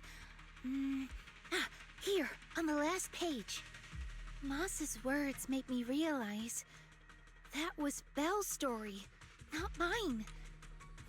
I should return to my own story. Thank you for coming to find me. What does that mean? That means Moss is the dummy doo-doo head. I'm not entirely sure what that means, but one name clearly stands out. To the town, that's not a name. Yep, Moss again. Idhari's probably gone back to the town. Let's go ask her in person. Before long, you arrive at the town and split up to ask the townsfolk if anyone has seen Idhari. Why would Idhari return to the town? She has no reason to go back there. Split up the townsfolk. That's Lantern Bearer. Hey. Why is she here? Short child. Well, hiya. Huh? Ah, you're... I was also called Lucia, but now that I've met you, I guess I should be called Little Lucia. This has got to be her drowned ideal. Gotta be. The only logical explanation. No sign of the wandering hunter nearby. Has it gone into hiding? Looking for Ade? He's not here yet, but he'll be coming to pick me up soon. Ade? Are you also a townsfolk? Nah, I'm just here to play. This little town is super interesting and totally new. I've been coming here to hang out ever since I discovered it. Lucia, do you like this town? Every time I come here, I see so many interesting things. And it's perfect for hide and seek. Ade. Hide and seek? Are you really my drowned ideal? Why are you asking that? You should know what your drowned ideal looks like. I'm not sure. Actually, I never dreamed about my future self. I think I'm already living my ideal life right now, going on adventures everywhere and making friends with everything I encounter. Why would my drowned ideal be my childhood self? Prepare for a tragic backstory. How's this for a reason? Because tiny little me is perfect for hide and seek. Here's a little hint for you. Idhari's playing hide and seek here too. You seen Idhari? Yeah, but every time I see her, she's fast asleep. Moss told me her name though, and kept saying Idhari belongs to the town. She's somewhere in this town, but where exactly? You'll have to find her yourself, so I'm not gonna help you cheat. I've got a pretty good idea where to look. I'd like to talk with little Lucia a bit more. Would you go ahead first, Belle? I'll catch up with you in a bit. I'll keep watch. If I spot the wandering hunter, I'll engage immediately. 3, 2, 1. Yep, she's a drowned ideal.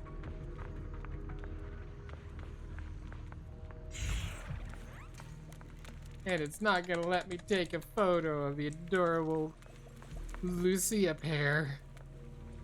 Disappointing.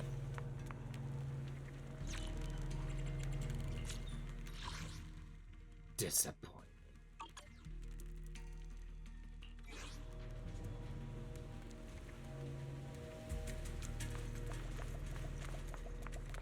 What is this button?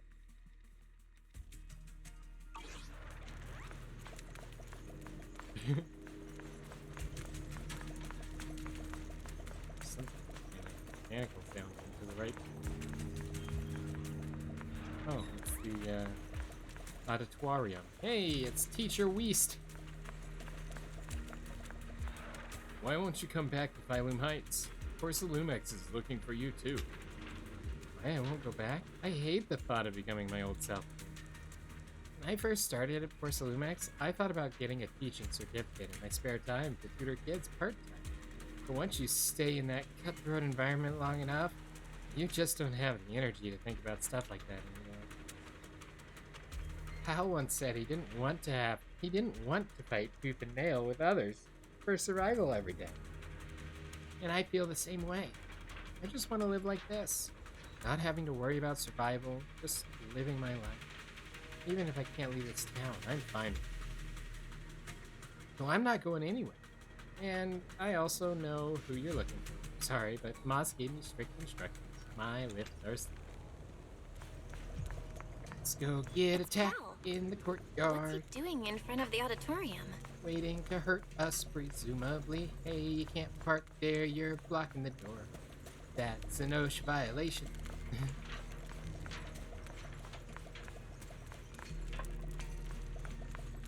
That rattling sound almost sounds like the trash can monster that gives us stuff for the commemorative coins. Whee!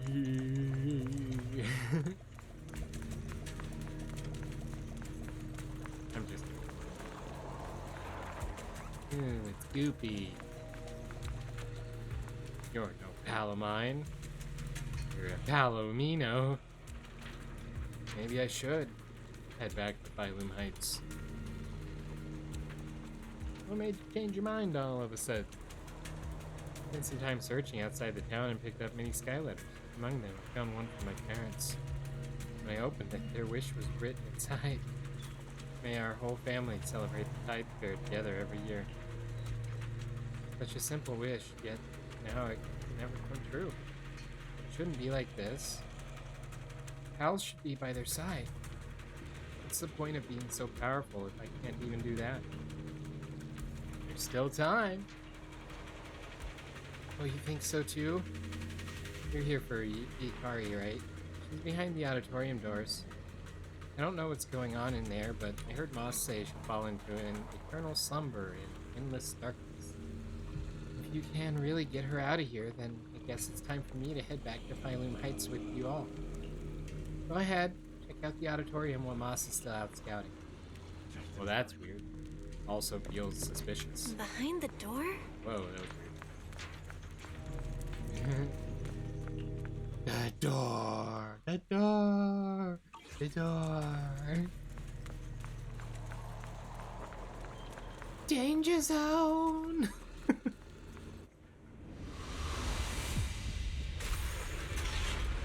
The door!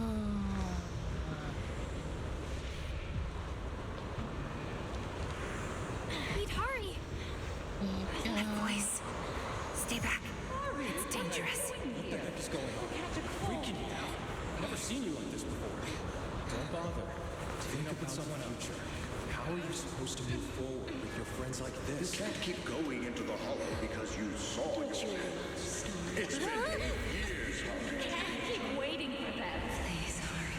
Mommy is begging you. Why are you pretending not to know me? You shouldn't scare your classmates like that. I always go with the flow. Believing that I could. Why don't you go get some rest? I'm cutting off your funding. I'm just Maybe you should have been Proxy. at your pace. Goodbye, Ida. I've had enough! I want someone else! And in the end, I will remain here. Guess what, Idari? Voices are calling me. I can't abandon them. We're not gonna leave. I should embrace my true desire. Don't listen to those voices!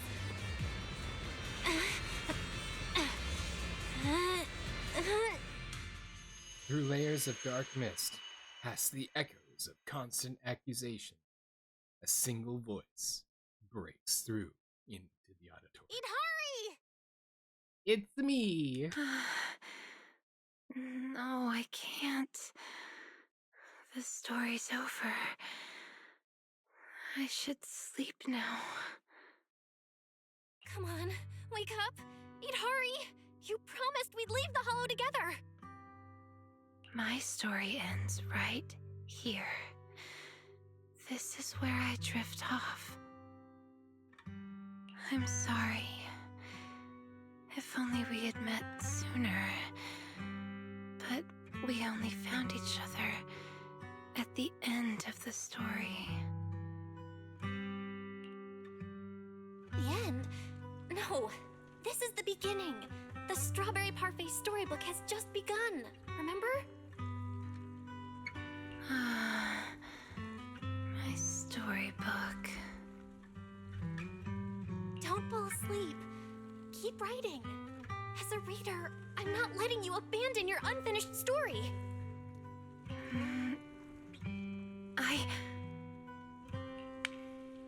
At last, the girl reaches out her hand like she's grasping for a pen. She chooses to shake off her drowsiness and try writing again. The story you don't want to read further fades away with the dark mist, and the harsh voices disappear from beyond.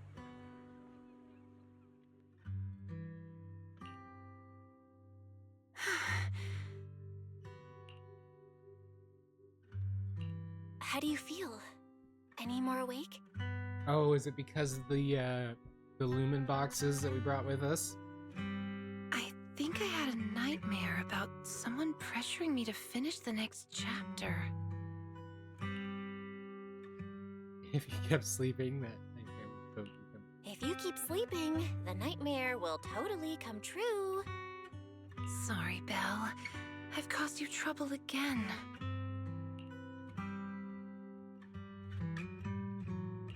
What happened, Idhari? You said you'd wait for me at the safe house. Why'd you come back on your own? Maybe I just couldn't resist my curiosity. Moss showed me the truth about the town, but the truth brought nothing but despair.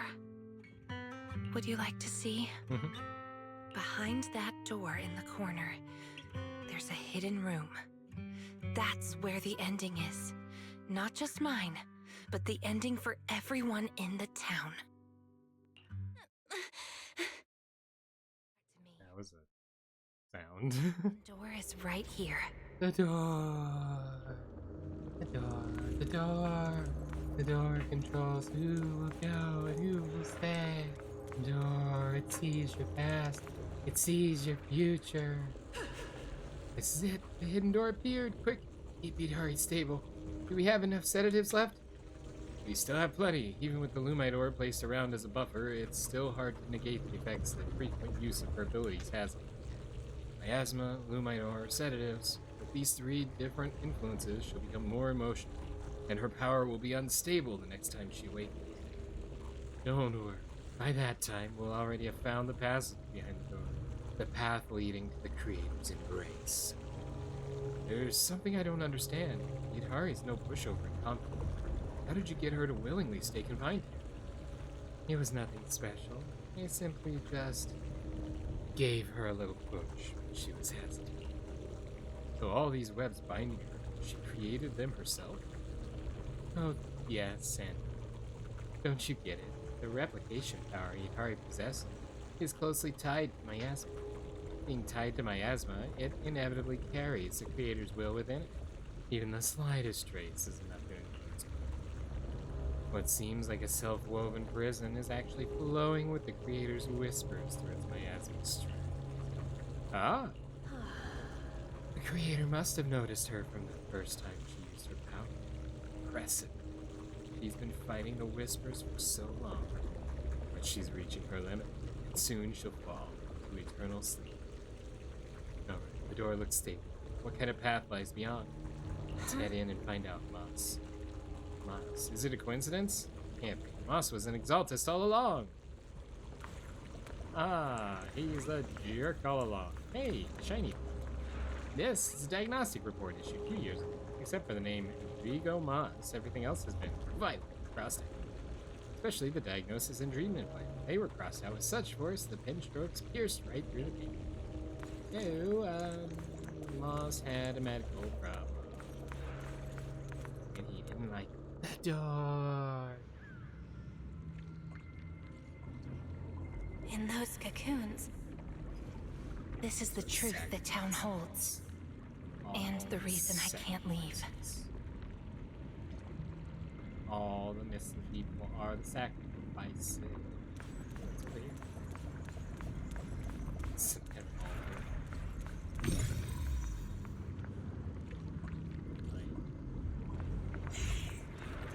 Vision. Helping? This is what Moss showed. Like giant cocoons. Yeah, if you look closely, there are people inside. Let me tell you their story and how it connects to this town. Let me tell you a story. The land was bare, and it all began. Overgrown weeds and desolate gravel were all it had to offer to its visitors. Fanatics, conspirators, and a prisoner who had yet to realize she would be trapped here for a long, long time. The fanatics manipulated the prisoner. Then they relied on her. Here on this barren land, they tried to peer into the Hollow's memories. That's weird. The remnants of etheric structures were gradually tracked down and pieced back together, until the town took shape. One day, the fanatics found what they were looking for. And they just left, leaving behind the illusory walls and the prisoner, drifting between sleep and waking. Had no one shown up, the town might have lingered forever until the prisoner lost herself completely. No one knows how much time had passed, but one day, lost wanderers in the Hollow came knocking. They were already breaking down, nearly consumed by corruption, on the verge of turning into ethereals. The town took them in, wrapped them in cocoons, and sheltered them just before the moment of turning. Maybe it was the miasma. Maybe it was the town's will. Or maybe it was both. But eventually... If I remember correctly, I made a comment at the start of this that the people that were missing were being used as a fuel source for the mother brain in the town. Didn't expect it to be Hari, but... They emerged, Granted, no longer lost. They became the town's people, the cocoon's chosen agents. They call themselves Drowned Ideals. Moss once tested it. If a cocoon is broken, the person inside turns into an ethereal immediately. Perhaps there's a voice inside me that's been holding me back all along. If I leave the Hollow, the town and its cocoons will disappear. And the people, once exposed again to the miasma, they'll turn into ethereals in an instant. No wonder Moss said you belonged to the town. Was he the first lost wanderer to arrive here? No, he's the most obsessed with the town, but he wasn't the first. There were other unwelcome visitors long before them, non-human visitors. Lantern bearer and wandering hunter.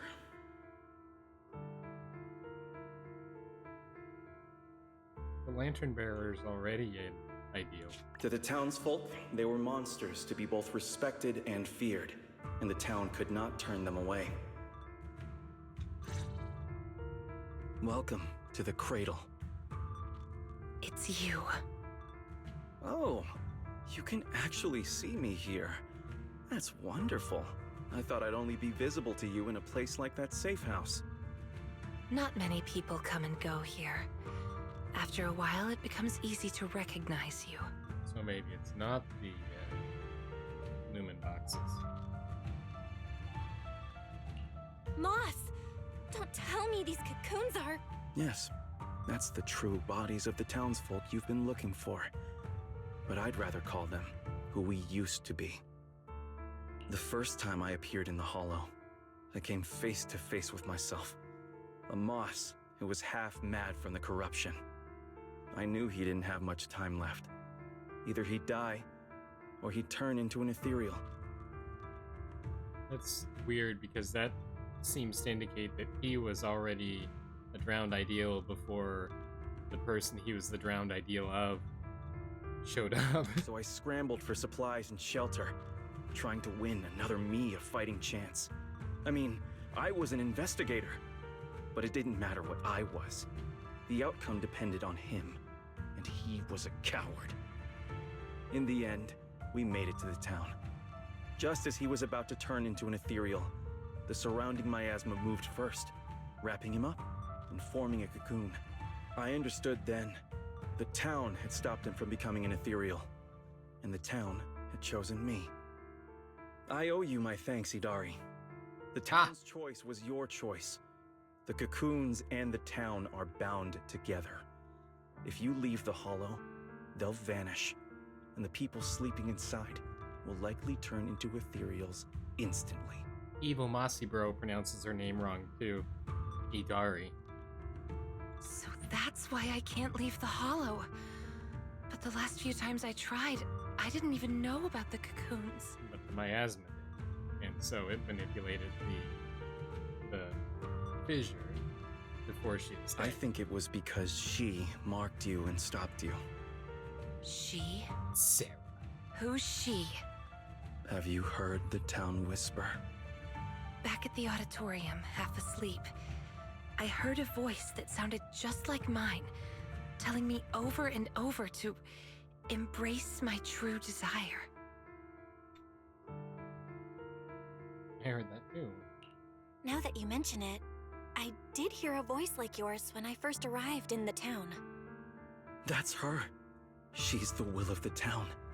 The town is alive, breathing, thinking, speaking to everyone who walks its streets. Idari, the town told me itself. She's your drowned ideal. One day, you'll be fully cocooned too, becoming the town's heart, watching over every lost soul in the cradle, sheltering them, guiding them into their new lives. That's how it was meant to be. But because of Belle's interference, you've stopped wanting to dream. She gave you new dreams, didn't she? The new dreams made you want more than just watching other people's stories. I don't want to abandon the cocoons. And I don't want to break my promise to Belle. I hate the feeling of being left behind. That's why this time, I'm going to find an ending where I can hold on to both. Wait, are there 5 people that we need to save? Can we stick them all with a lumen box and then pop the cocoons? Giant etheric zits? Yes! The cocoons react to a sudden flash of bright light bursting from within. It lasts only a few seconds. Barely a flicker. Even with this many lumen boxes, it's still not enough. Hey, we were thinking the same thing.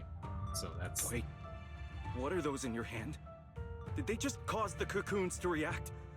No way, those things are dangerous. Could you hand them over to me? No, boss, no. Not a chance. No, I can't. These are very important.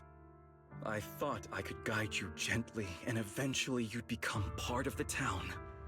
But you're not just stubborn. You're even trying to take the townsfolk away. Looks like I'll have to use stronger methods. What are you gonna call Wandering Trader or whatever his name is? We still have a lot to discuss. About Lantern Bearer, Wandering Hunter, and why Monato still hasn't cocooned. But it seems we just don't have the patience anymore. Fine. We'll talk after you've cocooned. When we're kin. I don't consent. My smile slides. Let's get out of here and tell everyone about the cocoons. You barely stepped out when a noise from outside reaches your ears. Oh, Idari's here too! You guys okay? Moss came out of the auditorium yelling, and then the townsfolk suddenly swarmed us. We had to fall back here. What's going on? This. The townsfolk's actual bodies are down in that room. They're all wrapped in cocoons. Got it. I'll hold the door, and you guys figure out how to open those cocoons. Wait just a minute. They're gonna turn into ethereals if you pop them open, and that would not be good. It's not that simple. If we destroy the cocoons, the people inside will be corrupted and instantly turn into ethereals. Let's jam some porcelain into the cocoons. What if we take the cocoons out of the hollow? Ah, but the miasma. I took a look. The cocoons are really tall and there's a ton of them. I don't think moving them while fighting's gonna work. Can't fight, can't move them. These cocoons are basically hostages. Looks like our only choice is to fight our way out and get word to Miss Zhao's rescue team. Let's go! We're gonna get attacked by a Let's one. get out of here and bring back the news about the cocoons. Go back down here and say hi. Sweetheart. Quick, to the auditorium! Stop them! Get to safety if you can't fight! What are these Star Wars guards doing? Many of the townsfolk have gathered already. Let's go! The longer we wait, the more of them there will be!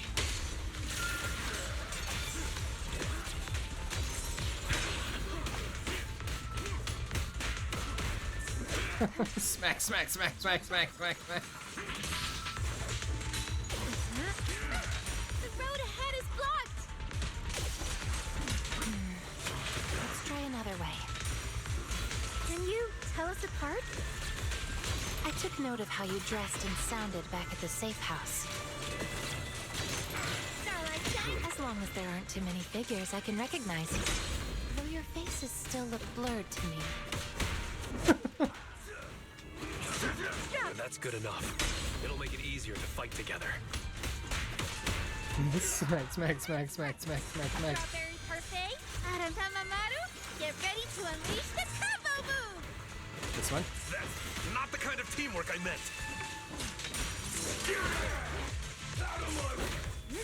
Frozen stiff, are we? Don't worry.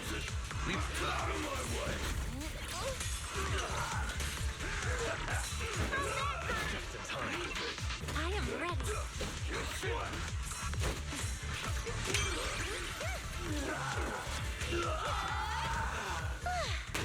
Watch out! Monaco, what's Shot. wrong? Are you hurt? I'm fine. Someone's shooting at you. Go now. Don't stop to fight. I'll cover you. So, Monato just got shot by presumably something that is etheric containing. Like a etheric shard or something. These things seem just like the miasma monsters. They can't be killed. Exactly. Even if they disappear. These townsfolk suddenly attacked us. It must have been an order from Moss. It must have something to do with the cocoons. He was pretty calm before we discovered them. I got The cocoons are their hostages, and also their lifeline. Are we not one and the same?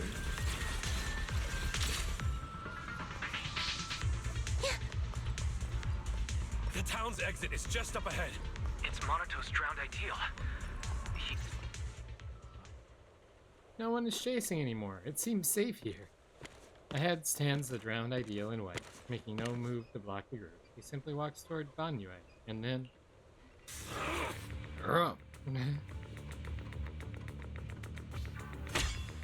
Pale sword wind whips through the air like a silver serpent.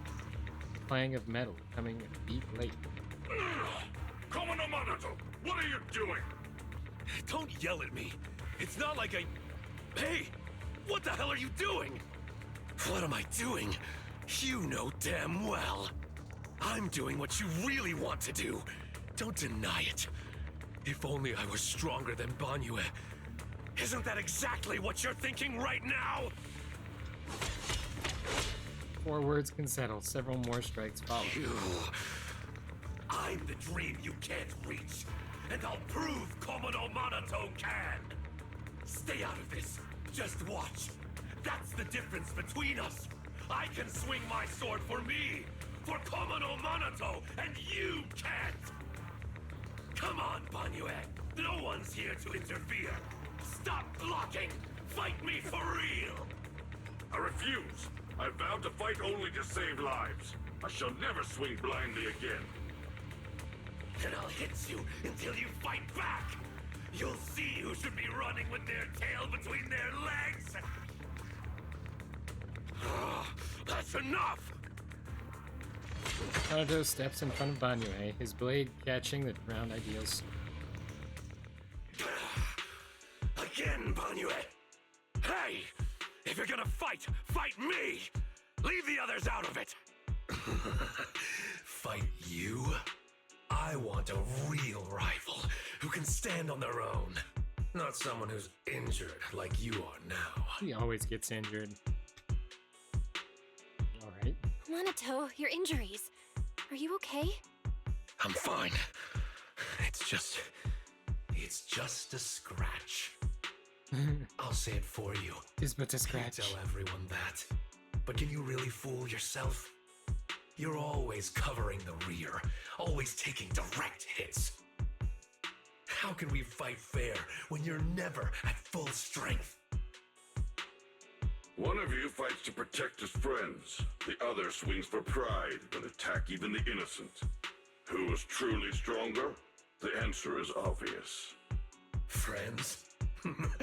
Komono Monato doesn't need any friends. Carrying something meaningless like that will only weigh your sword down. Enough. You just want a clean fight, right? So do I. Next time, just you and me. No one else. Fine. I'll trust you this once. Show up next time without half a dozen injuries, and I'll show you just how strong you could have been. And then ironically, we're going to fight him with our entire team because that's how the combat goes. With that, the drowned ideal steps aside. Instead of heading for the town, he just leans lazily against the wall, waiting for himself to fade away. Maybe this Komono Monato really doesn't need friends. Forget about him. We're out of the town now. But what's next? Yidhari, what do you want to do? All right. Pass this message for me, Belle, please. Get blinded. Yidhari, what do you want to do now? I want to go to the safe house. So, under Yidhari's guidance, you find another path to the safe house. After taking quite a complicated path, you finally arrive. So that means, even if we find a way out, we can't really use it, can we? If Moss is right, the town trapped Yidhari to protect the cocoons. If we can solve the cocoon problem, everything else should fall into place. I'd trust half of Moss's words, at most. I tend to muddle through things without thinking too hard, but once I start something, I can't just quit halfway. To keep the cocoons safe, I can't leave the hollow yet. Sorry if this weird ability of mine's been a burden. Yeah, we've had worse. Oh, don't say that. Because of your ability, many of the lost ones finally have a chance of making it out alive. So what if it's a little peculiar? Protecting others means protecting yourself. That said, protecting others means protecting yourself too. Don't just put your life on the line every time.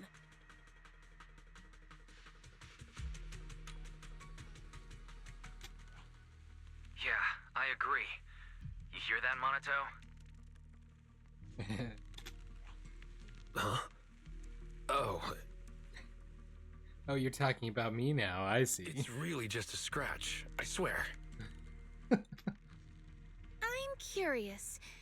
Yidhari, if you can't tell who's who in the hollow, how do you even fight? By sensing hostility. I don't ignore anyone who tries to attack me, illusions or not. Better to hit them all, just in case. Sometimes I do end up swinging my hammer at thin air, but most of the time I'm on target. And now that Belle's here, she can steer me toward the real enemies. Also, she responded to, well, I guess this is in the safe house, so that was earlier the problem. Monaco. From now on, wait for me before doing anything. And whatever you do, don't open the door for anyone. Oh, and here, hold on to this little drum. If an Aquisp knocks, you can scare it off with this.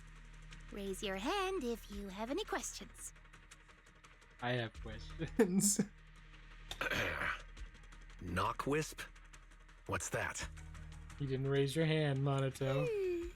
That's exactly what she's gonna point out.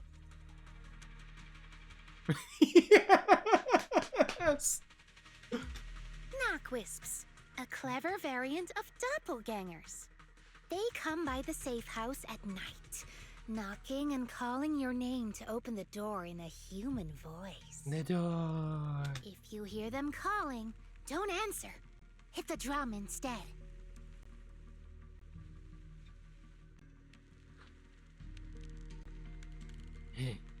Idhari also raises her hand. So, how exactly should I drum? Match their knocks. They knock, you drum. 3 rounds of that, and they will run off. Alright, Knockwisp Q&A session over. Monato raises his hand once again.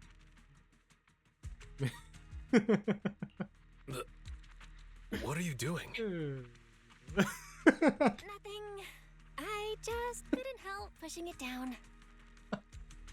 Since everyone's rested up, let's get back to Phylum Heights. Now that we know the location of the cocoons, there's no need to tiptoe around anymore.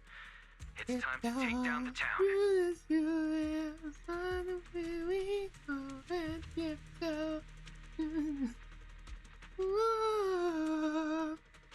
I don't know the lyrics to that song.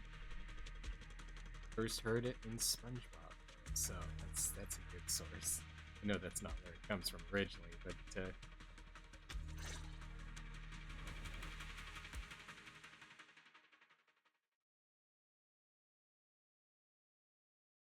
We're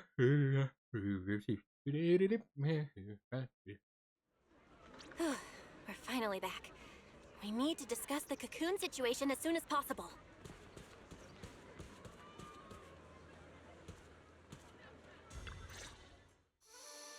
not long after, at Swabian Temple, Zhao arrives with the operation plan and a new face. Alright, we're up to speed now. The rescue team's already assembled. We can head out tomorrow. Your intel came just in time. It'll save us a lot of wasted effort. Now, about the plan. Plan A is to hit the town hard first, keeping all the drowned ideals from fighting back, and then send in a transport team to haul the cocoons out. The problem is that's easier said than done. You can't take down a drowned ideal for good with brute force. If you knock them down, they'll just respawn in no time. If we can't push into the cocoon room real fast, it'll turn into a war of attrition. And that's not in our favor. So you're implying there's a better plan B, right? That's why it's called Plan B, because it's better. Yes, you're right. And that brings me to my colleague here. She's got her dialed in. Hey everyone! I'm Senior Zhao's co-worker. You can just call me Dylan. And now, I'm here to give you the grand reveal of Plan B! I have questions, but she's Swabian Temple connected. See the swirly knot sort of things, and I can't like this. I've got a green swirly here, green swirly thing here, and he's got a green swirly thing, but that's why, so we're not real concerned about him. She's really cheerful. She actually with Krampus? Is she also from Krampus? Since you've never dealt with Krampus, it's normal to have a few stereotypes about tops. But trust me, every employee here is completely different in style, and that's thanks to our boss. Anyway, go on, Dylan. Alright, the key to Plan B is the cocoons. If we can dissolve them on the spot, we cut about 70% of the suppression and hauling time. And then instant ethereals. What does dissolve on the spot mean? Check this out.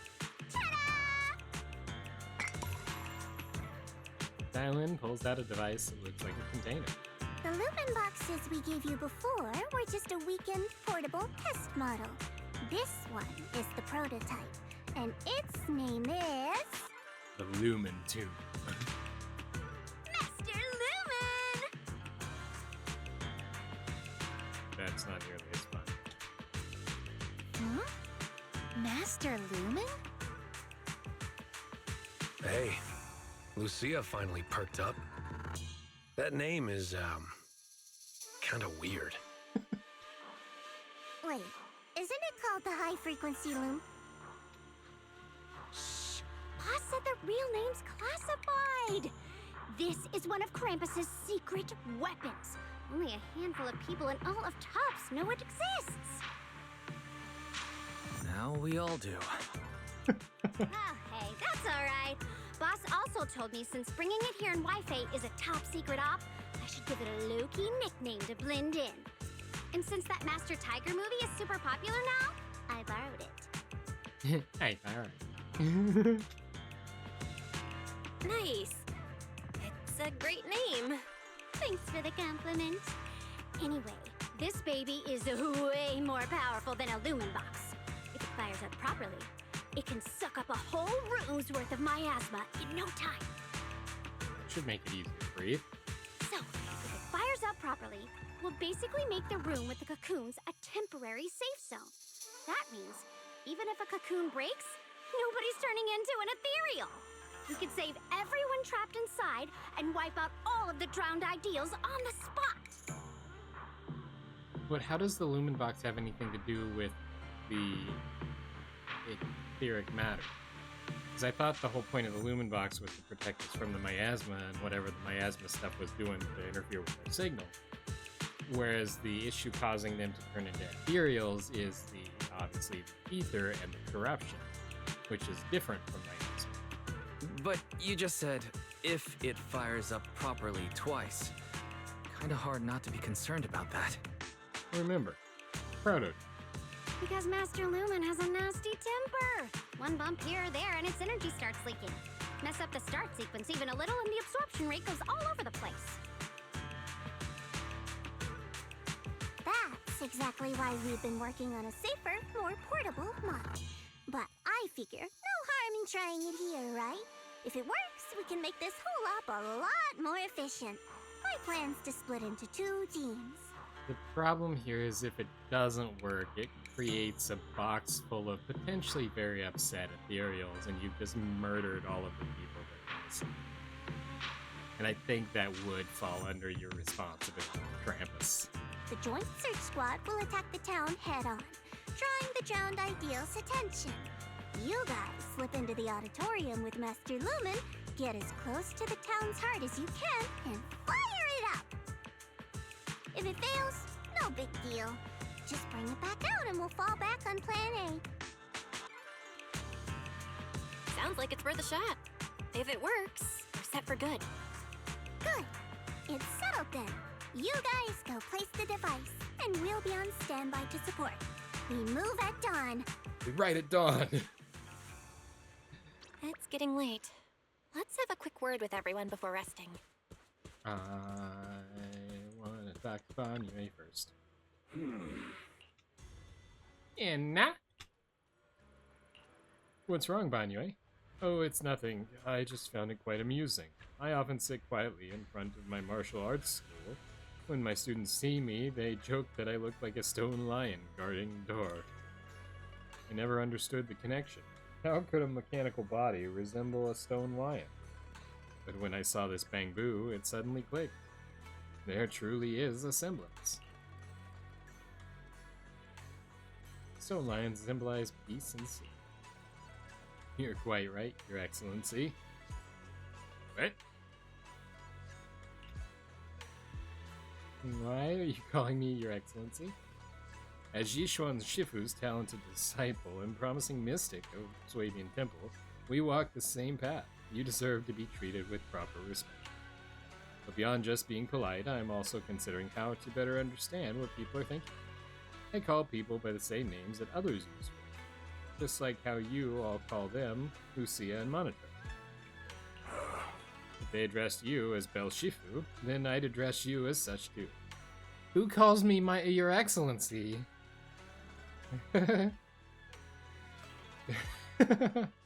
Everyone called me Shifu. That would totally mess up the disciple hierarchy. Getting down to business. If you run into trouble tomorrow, don't force it, Your Excellency. Just fall back to the dam. My team will be advancing along the road towards the dam. With my eyesight and mobility, I can spot you from afar and rush in to support. Thank you for your support, Bygone Shifu. You're too kind. I hope everything goes smoothly. Tomorrow, we're going to die tomorrow in a tragic way. Let me double check tomorrow's roster. Need more hands on deck? I don't think so. Ah, Miss Bell. Keep a close eye on Master Lumen. It's Krampus's precious baby. If only we had more time, we could have used the Lumite ore from Time-Sworn Hills for another round of R&R. We'd definitely get an even more powerful purification device. Time-Sworn Hill? Our preliminary investigation reveals that natural Lumite ore in Time-Sworn Hills absorbs ether far more efficiently than ore from other regions, and shows notably better results in reducing miasma corruption. This might also explain why the environment in Time-Sworn Hills appears more natural and pure. But I heard the miasma used to be pretty thick in Time-Sworn Hills. Yep, the stronger miasma and the higher grade Lumite ore seem to be in a constant tug of war. And then I pressed the button and didn't get the rest of the information. If only I could take more photos. Huh? Get real, Dylan. We're not going on vacation here. Actually, I take photos in the holo quite often. As expected of you. Anyway, I'll be counting on you tomorrow. If you've got any loose ends to tie up, better take care of them tonight. I'm worried about little Lucia. Have you seen Lucia? No? Lucia really is gone. She was here during the discussion just now. Maybe she went back to catch some sleep.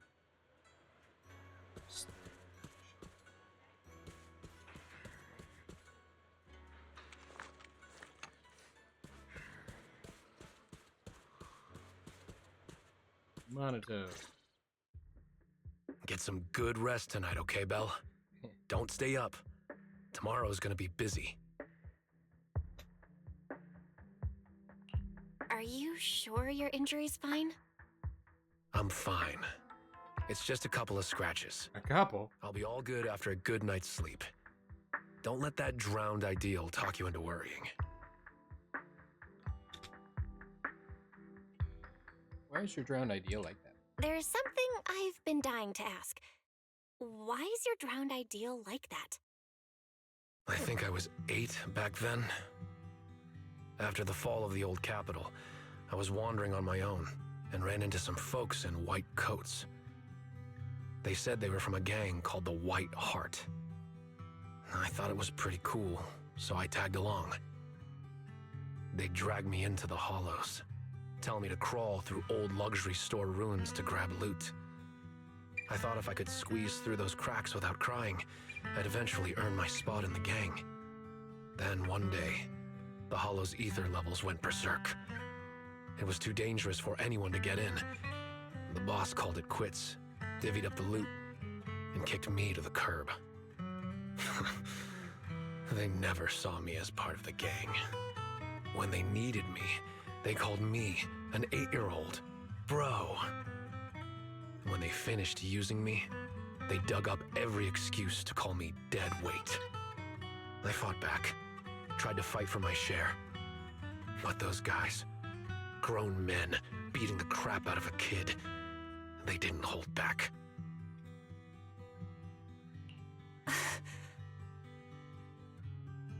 That day, when I could only crouch on the ground with my head in my arms, I swore to myself that Komono Monato needed no friends, trusted no one, and he'd fight for himself and himself alone. And that one day, I'd go back to the White Heart, beat every last one of those laughing jerks to the ground, and make them kneel and call me boss. So that version of you, that's the person you wanted to be back then. The second I saw him, I knew what it was all about. Actually, I had chased that goal for years. If it weren't for the kids, maybe I really would have become just like him. The kids? Yeah. I guess you could say I found them. Or maybe they found me. Either way, we're family now. The two that we met the other day. I've got a soft spot for being called brother. But the kids taught me there's a difference between asking something of you and treating you like family. Bro and brother can be really different. Belle, tomorrow, I want to go alone.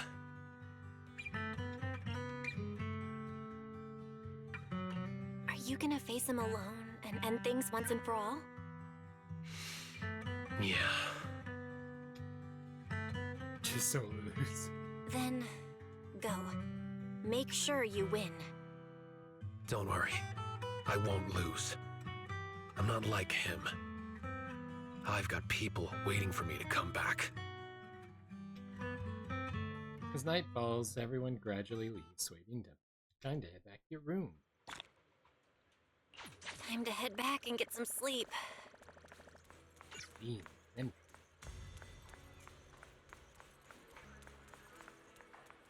Sanity event.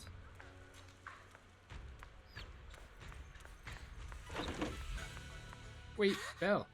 Ah, it's Lucia. Are you heading to bed? Not quite. How about we take a stroll around Phylum Heights? As long as we haven't gone to bed yet, day isn't over, right? Let's go. We've been through a lot today. Yeah, we finally figured out the truth about the town. I didn't manage to make any friends, but that's okay. I'll try again next time. Making friends? She must mean that drowned ideal. I'll ask her about it later. Trying to figure out who was purring, but Chungus isn't. Phylum Heights is still pretty lively at this hour. Come on, let's actually get out here into Phylum Heights.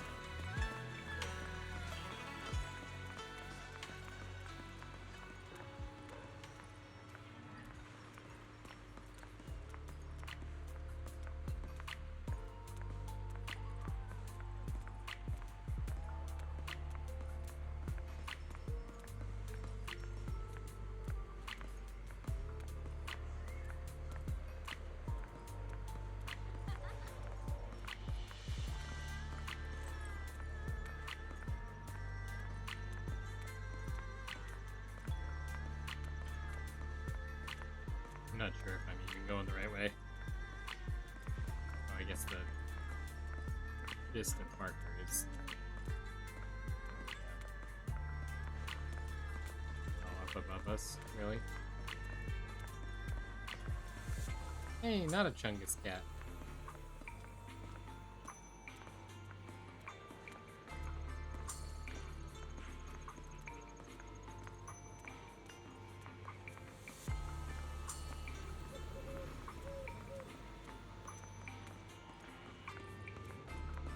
Just... You pushed me out of the way, Lucia. Didn't want me to get to our destination, did you?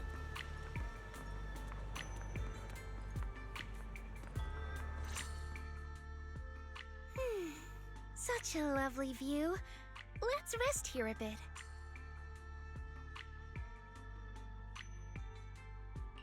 Oh, that little you I saw at the auditorium? What did you two talk about? The little me.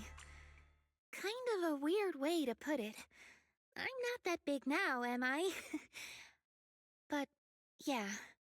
I could tell she's deeply connected to who I used to be. When she said Ade, I nearly jumped.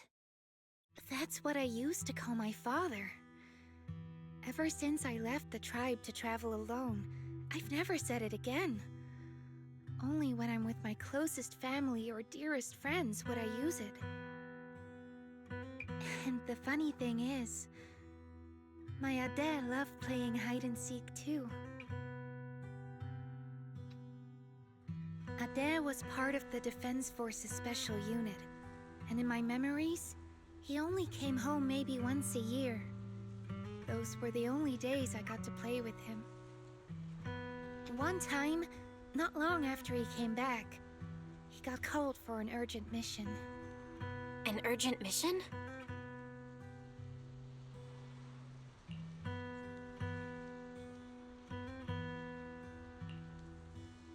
Yeah. He even carried his battlesuit with him, and he moved out as soon as he changed. I ran after him. I chased and chased, crying, yelling, not letting him go. Then he said, "All right, I'm not leaving. Let's play hide and seek." So I closed my eyes, sang the rhyme like always, thinking that when the song ended, I'd open my eyes and find him. That's how it always went. Got her to stop chasing so he could leave. But that time, I never found him. And to this day, I still haven't won the game. Lucia, you're Ade. Impressive, right? Ade is a hide-and-seek master. If I see him again, I won't ask him to play with me anymore. At the very least, I just want a proper goodbye. Her story was supposed to be positive, be a happy story, not another sad one. Another reason I came to Waifei Peninsula was to find the mind-reading monster. Or spirits, ginger tongue sway. I remember something about torturing the ore spirits with ginger tongsui until they give up the mind-reading monster's hideout, or something like that. Yes, that's right. It's said that when you find a mind-reading monster, it'll turn into the person you miss the most and answer 3 questions. That's why I want to find one. Ask it where Ade is and when he's coming back. Idhari too. She wants to know where her parents went when they left without a word. What about you? If you met the mind-reading monster, is there someone you'd want to see? Something you'd want to ask? I just want to ask my teacher what really happened back then, and why she kept it from us. I see. Even though what we long for is different, the questions we want to ask are all kind of the same. Can I have some ginger tongsui? I'll help you hunt down the mind-reading monster. Oh, take as much as you want. I prepared plenty. You're the first person who's actually listened to my whole story about the mind-reading monster. Most people bail halfway. Yep, now that you've heard it, we're officially friends. So she did make a friend today. So, can I call you Belle? Yes. Of course you can. Perfect! Another friend who likes ethereal stories! I'm getting a midnight snack. Wanna come?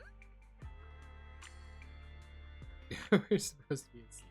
But won't we have a hard time sleeping if we eat snacks at this hour? There's a lot to do tomorrow. We should sleep. Is that right? Then you go ahead and sleep. I'll bring back snacks and keep watch.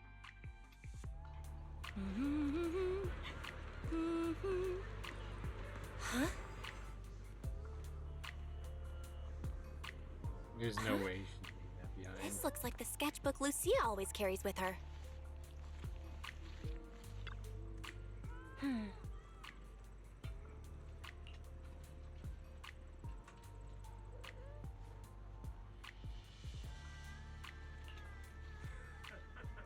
Deep into the night, you quickly return to Swabian Temple.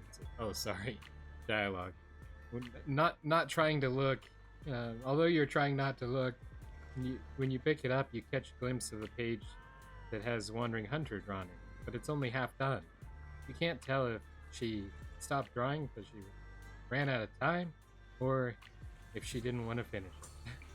Deep into the night, you quickly return to Swabian Temple. By the time Wise comes to wake you up, it's already the next morning. That's good, because that's when Wise should come and wake you up, I guess. Wise is our alarm clock. Freshen up and step outside. Find Zhao has already gathered quite a crew. This is everybody we had yesterday. You're here. I've called over the squad representatives. There are quite a few search teams, so I didn't want them all cramming into Pilot Night. Let's go over the plan one last time before we move. Everyone's here. Let's move out. These are all search squad members? So these are all search squad members? They look like they come from all sorts of backgrounds. Yay, background characters. We handpicked these people based on intel about the drowned ideals. They come from all sorts of backgrounds, yes, but every single one of them is perfect for this mission.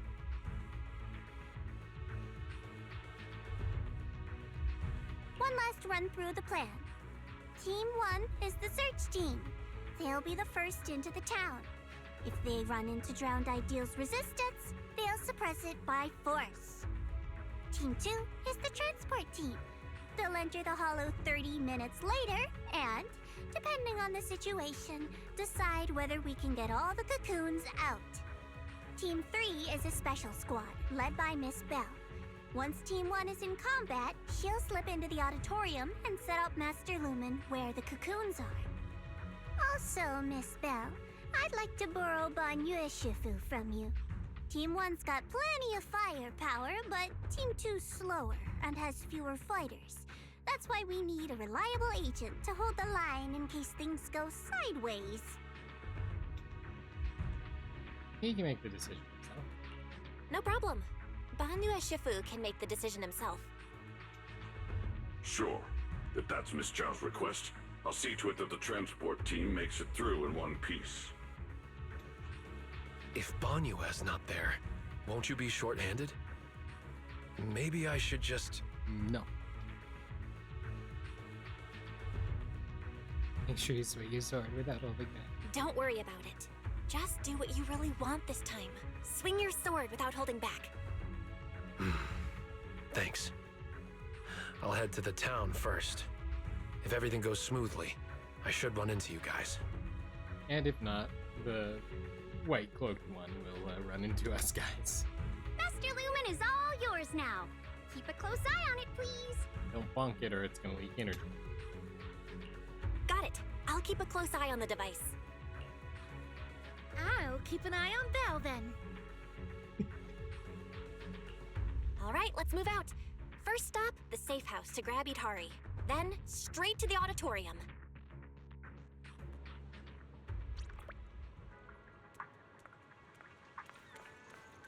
I'm gonna give her back her book. How'd you sleep last night? Did my vigil help? Vigil? Why'd you keep vigil? That's how our tribe's always done, since way back when. Most of the time, we don't sleep at night, but if someone really needs to, a family member must keep watch beside them. It's to stop the night horror from snatching away those who fall asleep. Is it really that strong? Yep. Grandma said the night horror is an ethereal that only appears in dreams. Never mind that now. The shaved ice is melting. I couldn't bring breakfast for Yutari this time. I can't miss this chance. Let's get going. Let me return your book first. Ah, thanks. After I found out I lost it last night, I went back to look for it. Luckily, a passerby said they saw you take the book back to Swabian Temple. I figured I'd come get it in the morning. I thought she was keeping watch. I thought she was there, you know? So, hold on a second. Think fast. Shaved ice waits for no one. We are actually going to have to wrap there for today because I am out of time. We've still got plenty of time to complete this. 34 days to get his alternate outfit and do these. This is Idhari's agent story, and then we're definitely going to run through Lucia's agent story. Well, actually, I don't know that this is something different. This isn't because her agent story won't be released until she's a search one. So, embark.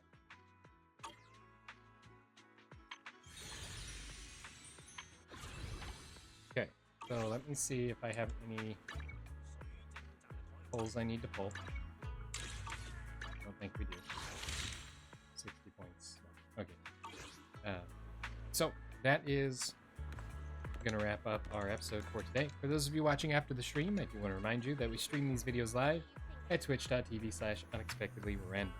We are here Monday through Saturday at whenever I get here in the PM Central Time. Make sure you follow us on Twitch to join the chaos and check out our streaming schedule for the current lineup. We also have a Facebook and Instagram. Those are the best places to stay up to date with any changes that may occur pertaining to the streaming schedule. And we have a TikTok and the social media platform formerly known as Twitter if you want to check us out over there. Otherwise, if you're enjoying the content there on YouTube, don't forget to like and subscribe. It helps out the channel a lot, and it lets us know what content you guys are enjoying. That's everything for this episode of Zenless Zone Zero. Hope you guys had a wonderful time today. Thank you so much for watching, and we will see you in the next one. Until then, stay random.